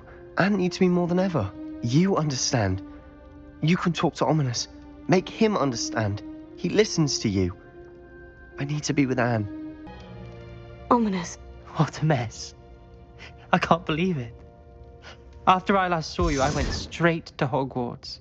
Before I had time to talk to Black, I heard from Anne. I rushed to Feldcroft and found her with Solomon's body. She was beside herself with grief. Part of her wants Sebastian to face the consequences, another part can't bear the thought of it. I don't want to lose Sebastian, but I don't think we have a choice. We don't have a choice. You're right. You were right the entire time. I wish I hadn't been. If we do this, we may never see Sebastian again. I realize that, but it's the right thing to do. He killed his uncle. We've tried to justify his actions every step of the way, but this has gone too far.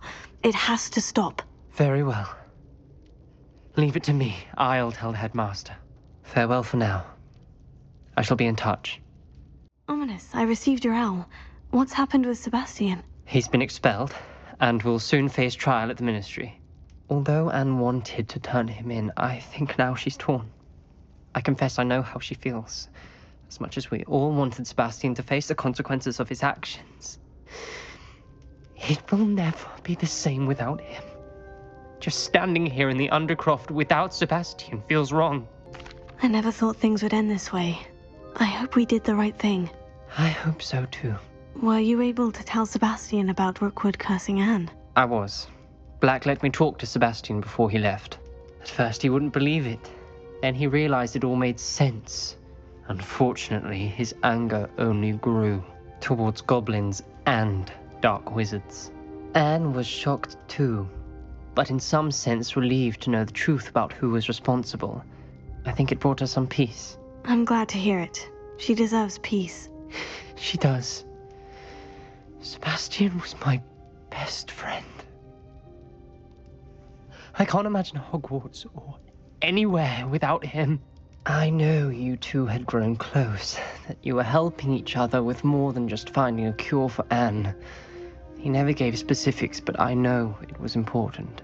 He means a lot to us both. I hope we get the chance to tell him that one day. I know we had a bit of a rocky start, but you've proven yourself as a friend. Professor Weasley, you wanted to see me? I did. We haven't had a chance to speak since I know you were quite close with Professor Fig. Hogwarts won't be the same without him. No, it won't. But I can assure you that he would want us to press on, and that he would rest easy knowing that the future of the wizarding world is in hands like yours. Thank you, Professor. You've had quite a year, both inside and outside of Hogwarts. I've heard all sorts of rumors. You've ridden a graphorn, befriended a goblin, rescued hippogriffs, even somehow ingratiated yourself with the Headless Hunt. How did you... It's harder to keep secrets around here than one might suspect. I'm just glad you found such a good friend in Miss Onai. I think her mother shares the sentiment. While I do not condone taking matters into your own hands when it comes to men like Rookwood and Harlow, your bravery is to be commended. Thank you, Professor. No need to discuss it further. What I would like to discuss is your wizard's field guide. May I see it? Of course.